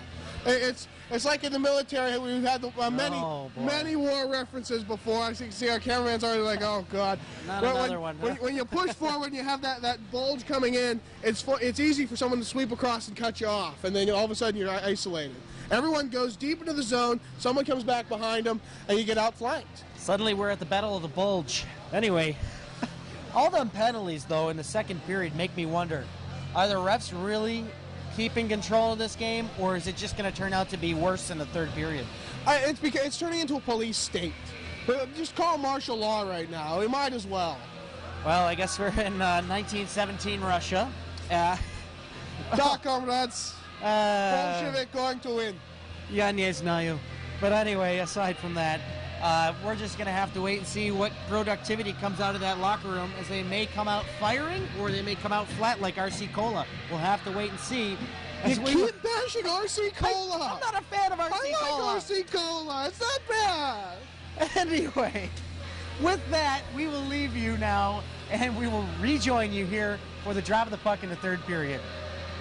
All right, welcome back, everybody. We're here for the start of the third period as the fans are taunting the RMU players who are rejoining us here on this side of the ice within the penalty box.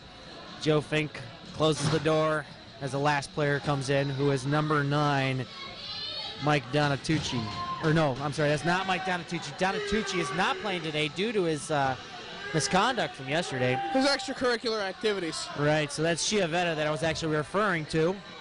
As now we wait for the face-off, as Ozanek will go toe-to-toe with number 21, Jason Bang. Bang will actually kind of win that draw back to Colbert. Colbert sends it over to Flenner. Flenner loses it, but gets picked up and sent out to center ice, but it's turned over. Lakers just can't get their stick on this puck. It's just all over the place. Fresh sheet of ice. Let's see if they can utilize that. As now the puck goes up to number 25, Jeremy Martin. Martin loses it to Whitney Gibbs, and it's not cleared out of the zone, as we have people shouting that it was offsides when it was in fact still in the zone. But regardless, Stepanian will send it up to O'Connor. O'Connor going one-on-one with Flenner. O'Connor bobbles the puck, and Javit will come in and clean up, sending it around the boards to Colbert. But it'll be kept in by Ozanek, who bounced it off the boards around Colbert. And still we have some scrum along the boards as Ozanek is actually being tied up by Javit. O'Connor trying to get that puck. He can't hold on to it as it goes out to Javit. Javit through center. Wow, ducks out of a check by Ozanek as Loveday leaves it off to Odell. Odell sending up to O'Connor. O'Connor looking, sends it over to Stepanian. Stepanian dumps it down into the zone, and the Colonials will recover.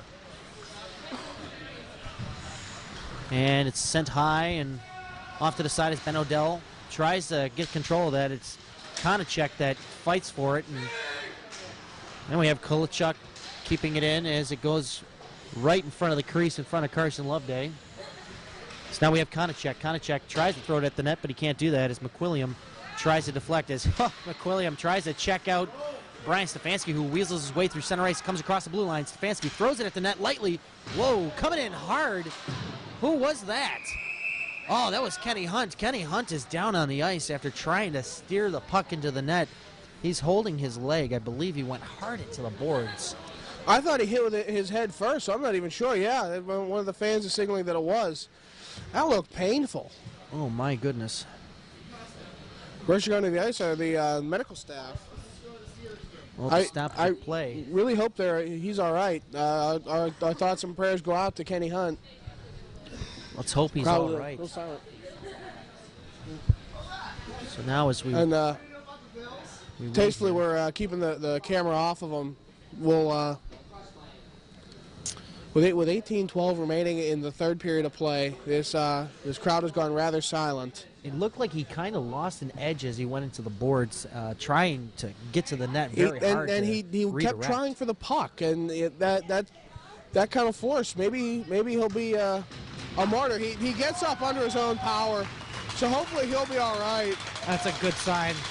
That is definitely a good sign, and hopefully nothing comes of that hit that he took into the boards, as he was just playing with a lot of passion there, trying to crash the net hard. But we'll have to wait and see. We'll keep you updated on his status as he's being helped off the ice by Ben Odell and Walt Ozanek. So we're not exactly sure if he's going to stay in and try to work through this, but it looks like he's going behind the bench, and the trainers will take a look at him. 18-12 left here in the third period. I'm David Stearns, joined with John Baranowski here at the Mercyhurst Ice Center. As the draw goes back to Odell, the Lakers finally win a face-off where they've been struggling multiple times. I have an obstructed view right now, but as I can see, it comes out to Camlin. Camlin takes a shot, goes wide. As Kilajansky gets a check from Chenet. It's cleared around the boards by Friedhoff. Friedhoff gets it up to Lepre. Lepre dumps it into the zone. Goes around Carson Loveday as Lepre will try to pick up his own dump in. as it goes around to Bennett. Bennett throws it up front, nobody there. Odell will recover. Coming up out of the zone, up center ice is David Gaines. David Gaines with the puck now. And that was offsides as I seen Kilojansky and Stefanski on the wings going in a little bit early. Yeah, that'll happen, but Mercyhurst just has to use this opportunity, win the face-off, put it back into the zone, and hopefully start up the way they hoped. Well, playing with passion and winning face-offs definitely have to come in this period, considering they're down by only 1 goal. Just to tie it up and force this thing into overtime or try to take a regulation win would be great for this team, considering that they are still in the hunt for first place in the ECHL. Yep. O'Connor taking it into the corner, goes head-to-head with Colbert. Colbert pops it over to number 21, Bang. Bang trying to get it out, but the puck goes airborne. Hoffman saw that one like a left field catcher and gloves it down. As now we have Reve rejoining the team on the ice, as well as the Colonials' Joe Ferrero. So their penalties have expired as Matt Warren still sits in the box. And his, I believe it's counterpart, number 9, Chiavetta, for the Colonials. As it goes around the net, Colbert plays it up along the boards up to Bang. But Bang can't get there as the puck's thrown out by Henning towards the front. But wow, we're going to have an interference call here to number 3, Alan Flenner, on his hit on Cruz Lizick. So another power play opportunity coming up here, 17:04 left in the third period. I can't think of anything good to say. Well, the fans are pretty much the welcoming party for the RMU players that are coming to this side of the ice. And let's see how full that box is going to get this period. Hopefully the referees keep a solid control on this game at this point as Ozanek wins it back to Carr. Carr dumping it down low into the Colonial zone. 2 minutes for interference to number 3, Alan Fenner. 2 minutes for interference to Alan Flenner at 2:56. As Carr dumps it into the corner, Stefanski and Kilojansky are digging hard with Friedhoff, and now Ferrero will join that crowd as well. So we have 4 players digging for the puck. Stefanski gains control of it, takes it around the cage, but wow, playing hard on him is Friedhoff, who's getting the stick all up in Brian Stefanski's facial area, and no call, but they will clear it down the ice. Carson Loveday will tee it up for Carson Loveday. Gannon Carr. Carr going around the other side just from where he came. Goes toe-to-toe with McWilliam. Fakes him out. And he throws it over to Kilojansky. Kilojansky taking up through center. Comes up to the blue line. Cuts across one man. Beats out McWilliam. Kilojansky curling in front. Oh, takes a shot and it goes off somebody's foot as Gaines tries to take it around the net. Gaines taking it over to the corner. Drops it off to the point to Odell. Odell back to Gaines. Gaines looks. Gives it over to Carr. Carr holding onto it. Tries to shoot it in, but it goes off of number 13, McWilliam. Now it's sent around to Gaines. Gaines throws it over to Ozanek. Ozanek turns it over to number 12, Friedhoff. And Friedhoff will successfully clear it down the ice. Now we have Ferrero chasing hard Gannon Carr. He'll drop that back to Kilojansky. Kilojansky working his way back through center. Collides with number 22, Baseman, but now it'll be taken up by Colbert. Colbert over the line, takes a shot, steered wide by Carson Loveday. Behind the play, Kilojansky almost did a Superman-like dive as he was tripped up. No call. Ref was looking right at him. As Kilojansky tries to get control of the puck, but he turns it over to Konachek. Konachek trying to break it across the line, and it'll be Baseman who throws it back to the point over to Lizick. Lizick throws it over to Colbert. Colbert gets a hard check there from Charlie Reve. Is O'Connor taking it out of the Lakers zone. O'Connor coming through center, tries to get over the line. Referee was in the way, so that caused a lot of confusion as Colbert tries to maintain control of the puck, and now we'll have an offsides with 14:41 left, and Matt Warren and Chiavetta will rejoin the ice as the penalty boxes are now finally empty. They've eventually let things drip out one player at a time. Eventually it'll run out. I get the feeling they're going to be filled right back up right quick. A storm may be coming again to fill up the penalty boxes, but we'll have to see what's going on here. It looks like we're having some confusion as to who is going off the ice, and that'll be Stepanian. And now Sorge is allowing a change. I'm not exactly sure what's going on here as Flenner tried to rejoin his team on the ice. Warren semi-wins that draw. Gives it over to Camlin. Camlin coming up from his defensive position to get the puck in the zone. He takes a hit hard from number 21, Jason Bang. And now this puck will be iced down. Will it make it? Yes, it will, as Whitney Gibbs was slow behind it, as some RMU fans thought that was quote-unquote pathetic. Well, I'm sure they have a thing or two to say, considering that this game is a lot closer than yesterday's. A whole lot closer, twice as close, actually. Infinitely closer, depending on how you multiply it. I'm not good at math. Forget it. As the faceoff's won by the Lakers, Matt Warren takes a shot, hits the glass high behind Hoffman. O'Connor still getting control of it. Comes around the boards, comes out. Gibbs fighting off his check on number 9, Chiavetta, who's rejoined the team after his 10-minute misconduct.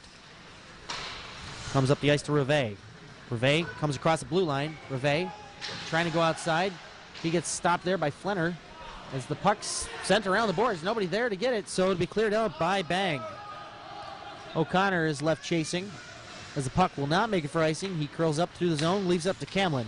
Camlin drops it off for Warren. Warren crossing the blue line. Warren turns it over to Garvey, but Camlin will recover that on the clearing attempt. Now Friedhoff has it, steering it around the boards over to number 27, Konachek. Konachek successfully clears the zone, as now we have Ferrero going in one-on-one with Camlin. And now Kalachuk is on the other side, but the pass can't get through, as Whitney Gibbs saw that. Coming around the boards is Warren, and now we're going to have a call here. Not exactly sure what's going on. I have no idea what's going on. I don't see anybody coming to the box yet. The net was knocked off its mooring, so Okay, and I believe I'll take it was. that. I don't have to announce anything for that one. It's kind of nice. It was done there by the Robert Morris University Colonials, which is certainly a mouthful, but faceoff will come outside the zone with 13:21 left here in the third.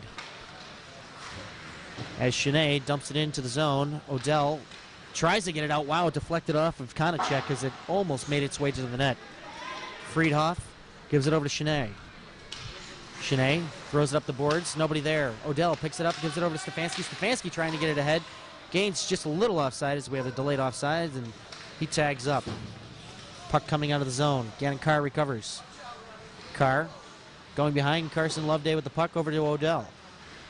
Odell sending it cross ice over to Walt Ozanek, tape to tape. Ozanek breaking over the blue line, cuts through his defender, gets his own dump in. Well, he goes head-to-head there with Friedhoff, and he loses that battle. But now it's kept in by Odell. Odell tries to throw it at the net. Shunay saw that one through. Shunay trying to throw it up to Ferrero, and he just can't get there as Carr sends it over to Odell. Odell just got popped by, was that Bennett? Now Stefanski chasing hard on Friedhoff, but comes out Baseman trying to get the puck from Walt Ozanek, and he will do so. As now the puck comes out of zone. Gannon Carr will dump it right back in. Shunay will play it. Shanae will send it up ice to Bennett. Bennett crossing the blue line. Oh, he gets taken out hard by Brian Stefanski. As the puck comes back into the Colonial zone, and now it'll be iced down, but no, it won't make it as it's recovered by Lepre. Lepre loses that puck over to Odell. Odell turns it over to Bennett. Lepre back with the puck again. Lepre coming in, takes a shot. Glove saved by Carson Loveday. 11:51 left here in the third period. I'm David Stearns, joined with John Baranowski, and we're seeing quite a hockey game today. Definitely a hockey game compared to yesterday's boxing match, more or less, instigated by the Robert Morris University Colonials. Yeah, the difference in games has pretty much been night and day. I mean, you'll see some big hits. You saw a scrum or two, but on the whole, this has been a very, very good hockey game. As the puck squirts out the zone, number 16, Javit, throws it into the net, and it goes wide. Now, no possessions clear here as the puck gets bobbled around. Carson Loveday trying to cover it up, and he finally does, as there was a lot of traffic in front of the net. As we had 4 Laker players out front just maintaining 2 Colonial players. And the Lakers bench acknowledges a great save by Carson Loveday. Well, we wait for a face-off, and Mercyhurst, again, I'm going to harp on those face-offs. They got to win those. They didn't really do too good of a job right there. Already you can see they're on defense. As Javit sends it down, throws it up front, and Carson saw that one once again. Only a second or two went through by the clock, and now it's ticking down to 11:30. 4 seconds. Well, I said 11:34 like 2 minutes ago. Maybe you're in a time warp. Things are going by too slowly. We need to see a flurry of offensive activity by the Lakers to kind of wake this crowd up, as it's gotten very quiet aside from the music. So now the shot goes on. Carson steers that one aside. Jevitt putting it behind the net. Over to Chiavetta. Chiavetta back to Jevitt. Jevitt takes a shot. Carson Loveday saw that through, and he makes yet another save. The sound of puck on pad is music to my ears. In fact, I have the entire CD box set. Really? Yeah, all 16 of them. All 16 CDs.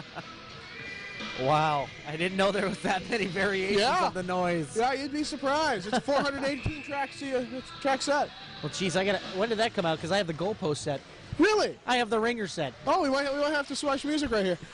Well, as now Konachek tries to wrap it around. Konachek losing the puck over, and Ferrero tries to recover. Ferrero has the puck. Ferrero leaving it to Kolachuk. Kolachuk giving it over to Konachek. Konachek back to Kolachuk. Verachuk, E-I-E-I-O. As now we see Kenny Hunt out on the ice again. Kenny Hunt takes it over the line. Kenny Hunt tries to throw it up front. Oh, Corey O'Connor did not have his stick on the ice. I'm sure he could have connected, but wow, a double team there on number 17. And that's Garvey who's getting double teamed there by Stepanian and O'Connor. But regardless, Garvey still has the puck. Garvey taking up the point. Tries to punch it through, and he does so as the shot's deflected by Konachek as Carson Loveday saw that one through. 10:32 left here in the third period.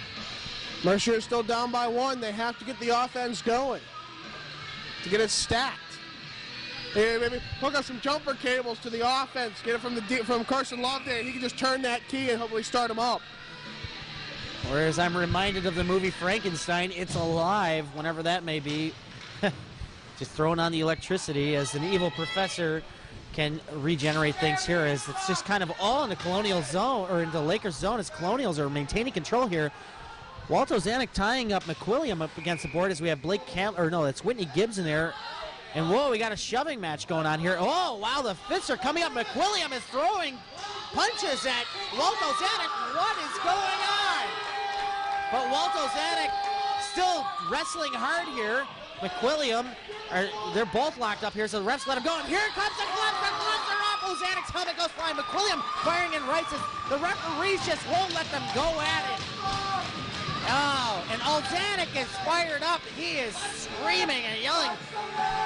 Oh, my goodness. Wow, McWilliam and Zanuck are finally broken free. You know, there are a lot of times where I'm wrong on officiating protocol, what I'm looking for. And the referee is pointing towards the door, telling Zanuck he could just leave. Well, I don't know what's going on here. Yeah, he's telling him to go to the locker room, so. Yeah, Zanuck will go to the box. McWilliam will leave as well. Yeah, as I was saying, there's a lot of times I'm wrong on officials' protocol, but in a hockey fight, they're just tied up. That's really when they should have been broken up. When they have the gloves down, that's when they should have been allowed to actually go out there and have their fight. That's what a hockey fight is. You get there until someone hits the ice. A knee hit the ice when they were tying up in the corner. So it should have been broken up right there, truth be told. Well, the way they were locked up and then interlocked within each other, you really couldn't do anything at that point except go in and try to bear hug. Oh, excuse me. Wow. Got a little excited there. Well, you got to come in and bear hug them to pull them apart. But obviously, the referees and linesmen were a little weak because these were two powerhouse guys going toe-to-toe, dropping the gloves, and they didn't really give them much of an opportunity at all. Yeah, well, once the helmets came off, semi-gentlemanly. Zanuck came off long before the RMU, but McWilliams came off. But I think they should just let them duke it out. Prior to that, before they actually took the helmets off, I was about to say how despicable it was. After that, they're trying. You yawn after a fight. Because they didn't let them go. I wanted to see a full-out barrel, thrusting from both arms, but nothing was going on here. But I'm waiting to see, I guess we're not going to get the official calls from scorekeeper Molly Carlson. I have no idea what they called. I'm up here talking. Nothing's going on the board. I could get somebody's attention down there to find out what's going on, but obviously Zanuck and McWilliam are off the ice. I'm going to do that. I'll be back. All right. Molly! as he calls for Molly, the scorekeeper, to figure out what the calls were. Lakers are having trouble controlling the puck as LaPrey gets barreled into the boards by Kilijansky. Gaines, he's got the puck on the side, gives it over to Whitney Gibbs, but he can't control it as it goes back to Flenner. Flenner throws it up. It's intercepted by Kilijansky, but it goes back to Bennett. Bennett over to LaPrey. LaPrey over to blue line. Oh, and Carson Loveday very riskily came out and played that puck ahead as Matt Warren comes across the blue line, takes a shot, goes off the butt end of the stick of John Hoffman. But Flenner's tying up Whitney Gibbs as the puck finally squirts free, and Baseman will play it up to Bennett. Bennett sends it over to LaPrey. LaPrey and Bennett, 2-on-1. Here comes a shot. Oh, and he couldn't connect, and Carson Loveday did a great job. But now it squirts out front, and Gannon Carr saves the day by clearing out. Wow, Matt Warren belting on Cobert. 5 for fighting and game disqualifications for number 7, Walter Zanuck, and number 13, Matt McQuillian. That's 5 for fighting and game disqualifications at 9:56. So as we get the call, there's game misconducts handed out to each of them for their fighting along with the 5-minute penalties, but the 5 minutes, of course, won't go on the board. Those are just penalties for the players themselves. Of course. Yeah. Just to add on to the minutes, just padding up the stats on what was an okay display. That was all right. It wasn't too special. It wasn't too terrible. It wasn't Mike Tyson and Evander Holyfield, that's for sure. Your critics say melancholy with a touch of hope. As John Hoffman covers up the puck as it floats to the net. Just, we need to see a spark of offense from that fight just to energize the crowd and the team, but the music's kind of a downer. Blake Camlin drops it over to O'Connor. O'Connor throws it into the corner. Gives it over to Reve. Reve being challenged by Friedhoff. And Reve dumps it down to Stefanski, who gets wrestled down to the ice by Chounet. Wow! Charlie Reve takes care of business on Javik. Wow. He let Javik have it. All sorts of chaos and havoc out there on the ice as Mercyhurst tries to regain control of this game. They need Maxwell Smart. Another big hit between the two 12s. Oh, and we got another scrum as Carson Loveday covers the puck. Javik is just egging him on. Oh, Blake Camlin takes down his man. Blake Camlin body slammed. I believe that was number, I can't tell. He's on the ice. But Blake Camlin has to be careful there. He's still I know he plays with a lot of heart, but he's still on top of him.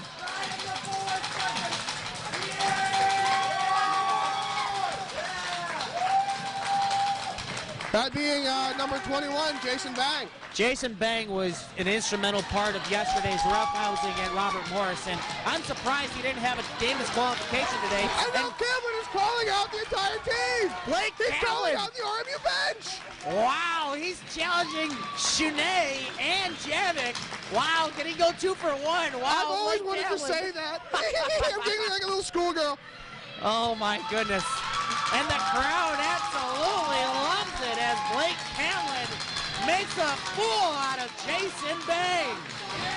Yeah, and the crowd is just torturing Jason Bang just as much as Blake Camlin did behind the Mercyhurst net.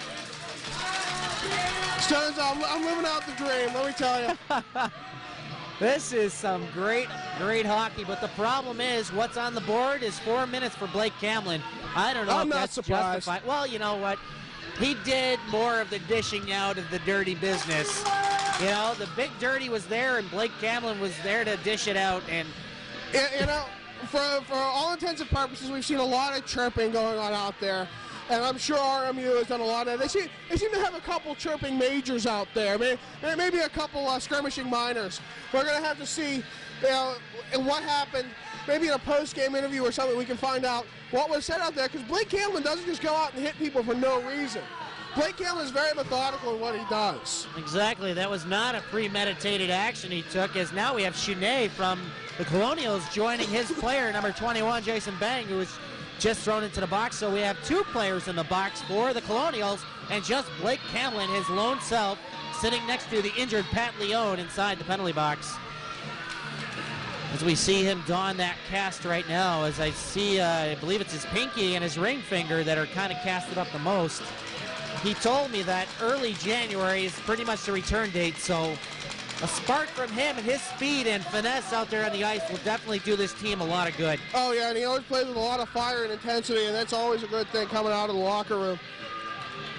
And the one thing I did want to point out here is just the intensity that the Lakers are playing with now. They're responding to Robert Morris, and you know what? I wish that these two teams would see each other more than just twice in a season for ECHL League games. This is a sudden new rivalry between these two teams. We might have to invest in a bit more in terms of medical crew if that were to happen. Of course. Maybe put a muzzle on a few players so they just can't chirp. But let's just glue those mouthpiece right in. And Matt Ferris is coming over to the box in his debut. Yes, Matt Ferris! Wheel! Matt Ferris is in the box! Wow! He's on the stat sheet! Rudy! Hanson brothers, watch out! Matt Ferris is joining the crew. The music still plays because it doesn't matter. It's Matt Ferris in the box. So there's a little bit of confusion here with the music, as now the Colonials have a 4-minute power play. Javik takes a shot, goes high and wide. A lot of intensity here as Matt Ferris has joined Blake Camlin in the box. Boy, an exciting day for Matt Ferris. I'm going to have to call for help one more time. This is too much. Kalachuk along the sideboards. Throws it over to Lepre. Lepre takes a shot, goes wide. Gannon Carr trying to mix it up with Bennett. But no, O'Connor's trying to measle out something here as John Baranowski calls for Molly. A shot right on. Stick save by Carson Loveday. As now Lepre comes in. Oh, the pass over to Bennett just did not get through. And now this will be iced down. That was too close. That was too close. 3:12 left here in the 4-minute penalty to Blake Camlin. Being served out by Matthew Ferris, which should be interesting to see him come out into the play when his penalty expires. I can't wait. He's going to beeline it to the bench, that's for sure. But anyway, here comes a shot, and it goes wide. Lepre controls the puck now, gives it over to Chiavetta. Chiavetta to Lepre. Lepre back over to Chiavetta. Chiavetta sends it down to Kalachuk. Kalachuk swings, takes a shot right on to Carson Loveday, who didn't know he got it, but it's right in his breadbasket. 6:51 left here in the third period. Lakers still down 2-1. Blake Camlin serving, or getting a 2-minute or 4-minute penalty for roughing after that incident, and I believe he did get a 10-minute misconduct on that. Is that correct? So, hence the reason why Matthew Ferris is in the box. And here, the Robert Morris. Number 21, Jason Bang, and number 29, Jean-Marc Chounet. 10-minute misconduct. 4-minute penalty for roughing to Blake Camlin, being served by Matthew Ferris, and a 10-minute misconduct. That's 10-minute misconducts, number 21 and 29, and Blake Camlin, and a 4-minute penalty being served by Matthew Ferris. So the crowd acknowledged Blake Camlin as now we have Stepanian trying to get through, but he was hooked up by Colbert. No call. And Stepanian throws it back to Odell. Odell clearly ices it down, and here comes Matt Warren right on Hoffman. Matt Warren curling around the net. Warren, wow, he gets body checked there by Flanner. And Warren's really being held up. Where's the call? There is no call going on here. As Flanner just kind of took out Warren for no apparent reason. That was interference in a third. Konachek with the puck now. Looking at his options. Warren staying on him. Throws it back to Flanner. Flanner over to Colbert. And now it's turned over. Here comes Steve Stepanian. Can Steve Stepanian get a breakaway? Stepanian cuts in, and he's tied up, and he's thrown into the crease area. There will be a whistle, and I believe we will have a hooking call. Mercyhurst will finally get a 4-on-4 opportunity. You can see that hooking call 1.61 kilometers away. For our American viewers, a mile away. But anyway, now we have, as the cameraman's critiquing John Baranowski next to me, 1:37 left in the penalty to Matthew Ferris, and 2 minutes now for Stephen Colbert on the hooking, where Steve Stepanian tried to break in and get a breakaway goal, just like his idol Matt Warren, but that wasn't possible. So now the Lakers go 4-on-4 for the next minute, 37 seconds. 2 minutes for hooking to Stephen Colbert. 2 minutes for hooking at 14:12. And yes, folks, his name is Stephen Colbert, and he is a hooker, according to the fans, one who hooks. Yeah, one who hooks. It's etymology. Here's Odell breaking over the line. Tries to get around his man Garvey, but he just can't do that as he's taken into the boards. Odell still trying to control the puck. Now goes over to Javit. Coming back to David Gaines, and it pulled in on the offsides. 5:20 left here in the third period. I'm David Stearns, joined by John Baranowski, making a call on this second game of the home-and-home series with Robert Morris University and your Mercyhurst Lakers. 2-1 to score. The Lakers need to get a goal sometime soon to give this game more life, to possibly force overtime. Yeah, I mean, if you don't score a goal, you can't tie it up. I guess not. Interesting. Javit unsuccessfully comes across the line. Bennett can't control the puck as it's left there, but Matt Warren will sweep in and take that, sending it over to Odell. Odell sending up on the boards over to Kilijansky. Kilijansky coming over the line, but Matt Warren was about, 7 feet offsides? 7, 8, 27 feet, you know. Exactly. I had my meter stick out. Oh, okay. I was trying to do the conversions, but you're obviously a lot better at that. I'm not mathematically inclined. That's the second time you said that tonight. You know, repetition is a sign of stupidity. Repetition, it's a sign of stupidity. When you repeat things, it's just a sign of stupidity. Hey! I get it. And of course, you didn't catch on with the repetitious haze, but anyway, Kilijansky wins the draw from Javit, but he pokes it away over to Bennett. Bennett coming over the line. Bennett going, and it's an easy goal. Nobody moves. Nobody moves as Javit pounds that one home. Now the three players in the RMU box are certainly happy with that, and their fans bust out the confetti and the horns like they just won the Stanley Cup. Yeah. No. Well, now that won't, with penalties, we'll see if that pulls someone out of the box. Javit will get a misconduct penalty for his overzealous celebration. Good. It's Yes. about time they start cracking down on that crap. And now he's just throwing up his arms in a fit of Sit some down. glory that I don't understand, as now the Lakers are down by 2 on that 4-on-4 goal. That is to excuse the kindergarten saying poop. Yes. Poop. Everybody does it. Anyway, as we wait for the face-off, Gibbs going against Ferrero. Ferrero wins that draw back, but it'll go deep into the Colonial zone. Flenner sends it around the boards to Baseman. Baseman sends it up to Ferrero. And the clock is sticking, but now it'll start to run. As now it's taken over the line by Ferrero. Ferrero takes a shot right on Carson Loveday. Number 16, Jacob Javit. As we get the misconduct call on Javit for his overzealous celebration, of course. And so we have 38 seconds left on the penalty being served by Matthew Ferris, originally on Blake Camlin. And 1 minute and 1 second left on Cobert's penalty. As now we have Odell breaking out of the zone, sends it over to Reve. Reve coming over the line with O'Connor. T-minus 30 seconds till wheel comes out. And we will be graciously awaiting that moment. As we have the Colonials holding it towards their end of the neutral zone as sent up to Flanner. Flanner trying to get it across, but O'Connor blocks that. And now we have a whistle. 13 seconds. Wheel is standing in the box. Oh, no, he's just back down.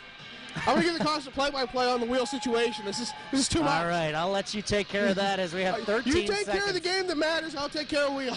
13 seconds left, and what is this? The linesman is coming over to the box. The linesman is pounding on the glass in recognition of Matt Ferris. As we await the faceoff that will lead to the dispersal of Matthew Ferris.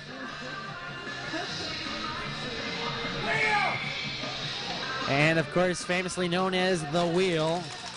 His last name is Ferris. He's Ferris Wheel. Everyone loves him. He's the wheel that turns this team, that's for sure. As Warren's got the puck. Oh, here we go. 7 seconds, 6 seconds, 5 seconds. Stefanski in the neutral zone over to Gaines. Gaines holding onto it, and here he comes. He goes. Wheel out of the box.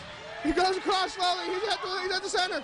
Center of the ice. He keeps going. Now moves to backwards. He's on the bench. He's on the bench. All right. Well, wow. What excitement. Matthew Ferris doing a fine job out there. Stefanski comes over the line. Maybe that can energize his team to get 2 goals with 3:50 left here in the third. The penalty to Colbert has expired. Gaines takes a shot, steered aside by Hoffman. Now taken into the boards is Lizick, and that is David Gaines trying to dig along the boards to make it free, as we have everybody on that side of the ice except for Matt Warren. Warren racing, trying to stay ahead of LePray, and he beats him out and deflects it out into the neutral zone. Puck comes out and goes into the Colonial zone as it's steered clear by Bennett. Bennett sending it over to Flanner. Flanner sending it up, tries to get to LePray, and Kalachuk just couldn't get it. Now it's sent over to Kenny Hunt. Kenny Hunt breaking over the line, lasso that one down, take the shot, and it deflected off of number 12, Friedhoff. So now David Gaines keeps it into the zone. David Gaines taking a look, throws it up front. Oh, the shot comes on net, and just look at the way Hoffman was crouched up against that post. Made a tee. It was very interesting. But the Colonials break it out of the zone. Friedhoff will dump it in as both teams go off for a change. As Kalachuk tries to throw it around the boards, and Gannon Carr will throw it around to Matt Warren, but that's intercepted by number 9, Chiavetta, who throws it back in. Chiavetta sounds like a Chiapetta, as he is just all over the ice tonight and has visited this box multiple times in front of me. Chiavetta with the puck again, throws it back, and it's intercepted by Warren with attack hard by Baseman. Baseman still with the puck. Matt Warren finally breaks it free, dekes around Chiavetta. 4-on-2. Let's see what they can do. Throws it over to Kiljansky. Kiljansky throws it up front, but it's intercepted and blocked, but back in the front. Warren taking a shot. Oh, toe save there by Hoffman as we have 2 minutes left here in this third period. We'll be keeping an eye on Carson Loveday on whether or not he will be going to the bench. As Carr sends it up to Stepanian. Stepanian dumps it into the zone as the rest of the Mercyhurst Lakers make their change. Oh, and the gloves are dropped. Matt Warren has dropped the gloves. There will be a delayed penalty. Nobody wants to challenge. Oh, now we have a challenger. It's Brian Baseman. Brian Baseman teeing it up with Matt Warren. Here we go, folks. It's Brian Baseman versus Matt Warren. We got to fight out our hands, and this could get ugly. As they grip the jerseys. Oh, Rick in the right ring. Oh, Baseman picks out Matt Warren. Oh, boy. I couldn't even display anything to you verbally on how that went down.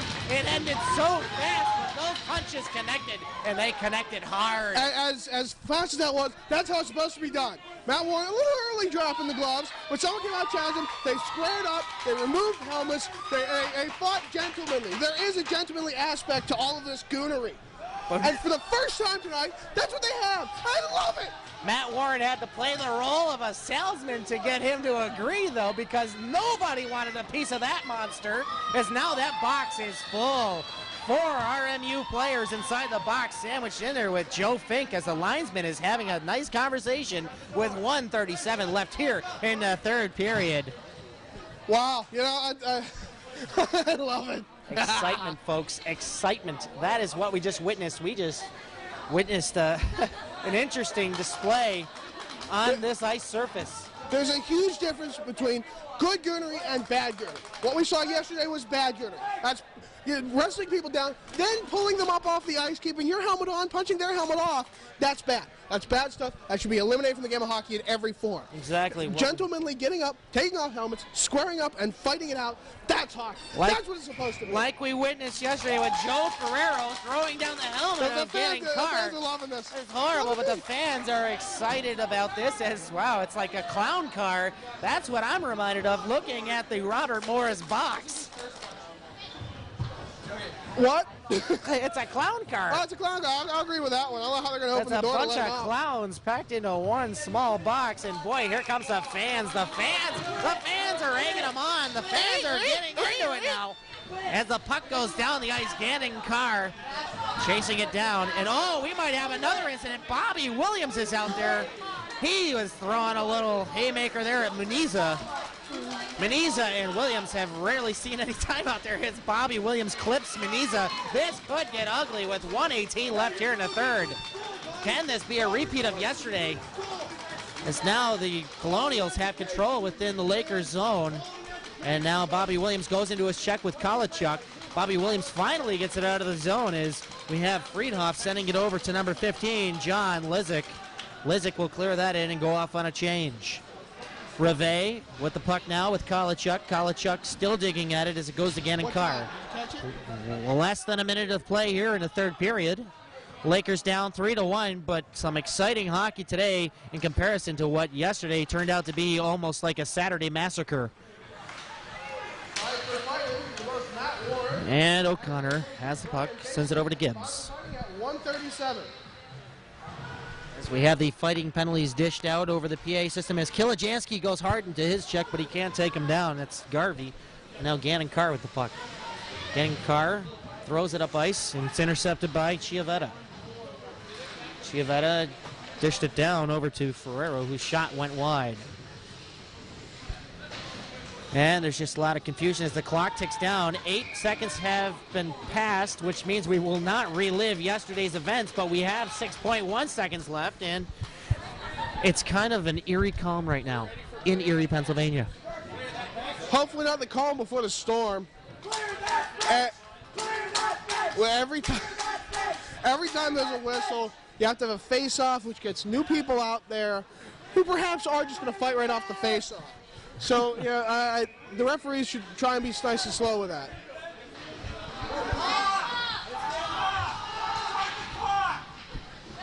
The clock was a little slow to start, and now a whistle. I'm not sure what. Well, we have a shoving match now with Gannon Carr and number 24, Ferrero. Ferrero, who has had multiple visits to the penalty box. Bobby Williams is chirping it up, and he grabbed the face mask of Ferrero as now this game is over. The Lakers have lost 3-1 in one physical bout with the Robert Morris University Colonials. But, for the most part, it was a lot better than last time. I mean, it's hard to argue that. A lot of interesting things going on, considering that there are a lot less dirty play. We actually had a gentlemanly bout on the ice between Matt Warren and Brian Baseman. And we're getting the shot count for the third period. 13 shots for Robert Morris University and 5 for the Mercyhurst Lakers, where we thought the offense would have been sparked up, but, well, we didn't see a bench clearing brawl. We didn't see a goalie fight, but we saw Matt Warren go against Brian Baseman. We'll talk more about that here with the post-game report right after this. Ladies and gentlemen, we are here with a celebrity. The star of the game, Matthew Ferris, and that exciting play-by-play call that will live in infamy coming from the mouth of John Baranowski. John, take it away. All right, Matt. Well, what were your thoughts as you finally got to don the jersey and be part of the roster, not just part of the team? It was a great opportunity. I've been friends with all these guys for a long time now, and just to be part of the team, was a great experience. And finally, you're getting your big chance here. I mean, we got a budding Sidney Crosby right here, maybe. Now, well, what's going through your head when you're on the bench there? First time you're on the bench on this great PR move by Coach Tom McKinnon. What's going through your mind out there? It was just exciting, like to be with all the players, hear all the cheers that they're doing and talking and getting them pumped up for everybody. It was just crazy on the bench. A real inside look, huh? Yes. All right, then you finally came over to the box to serve the penalty for Blake Camlin, something that was just absolutely amazing. And then your skate back, which I will always remember for the rest of my life. It was a classic moment. What's going through your head then? I was praying to God that I would not fall down. I'm glad you're honest. You did a great job out there. You did a great job. Now, on the other side of things, though, you will be taking on a column in the Mercyad starting next week, reporting games as far as club hockey happenings. What inspired you to do that, and what are you thinking about doing? I mean, as far as format goes, are you just going to go like a press-style article, or what? Yeah, I was going to try to do a press style. I actually I'm taking a sport communication class right now, along with a sport public relations class. And I have a buddy in the class that is the sports editor for the Mercyad, and he just asked me, he knows how I help out with this team. So he asked me if I could do that, and I said, sure, why not? All right, well, that sounds good, and it sounds promising. Finally getting us some great publicity. I mean, granted, we just had the article in the Mercyad last week, and that was quite exciting for the club hockey team as they introduced a new section in the Mercyad, Club Intramurals, which, of course, we are, pretty much fixed into. But just if you need any of our assistance, don't be afraid to ask. We got all the information here as we got scattered papers. But great job tonight, and congratulations. Thank you. he had his Rudy moment, and maybe we'll see another one come out here. Thank you very much, Matt. Yes. It's a good thing. I guess we'll bring it to the post-game report, the official post-game report, right after this.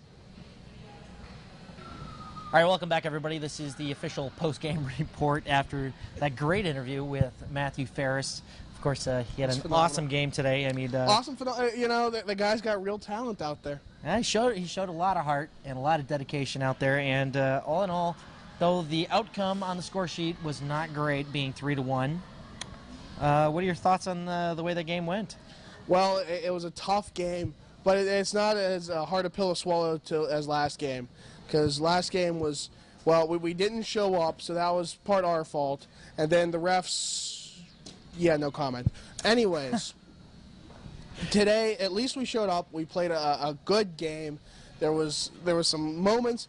Carson played well, as always. Well, as in the past few games, he's played very well with that.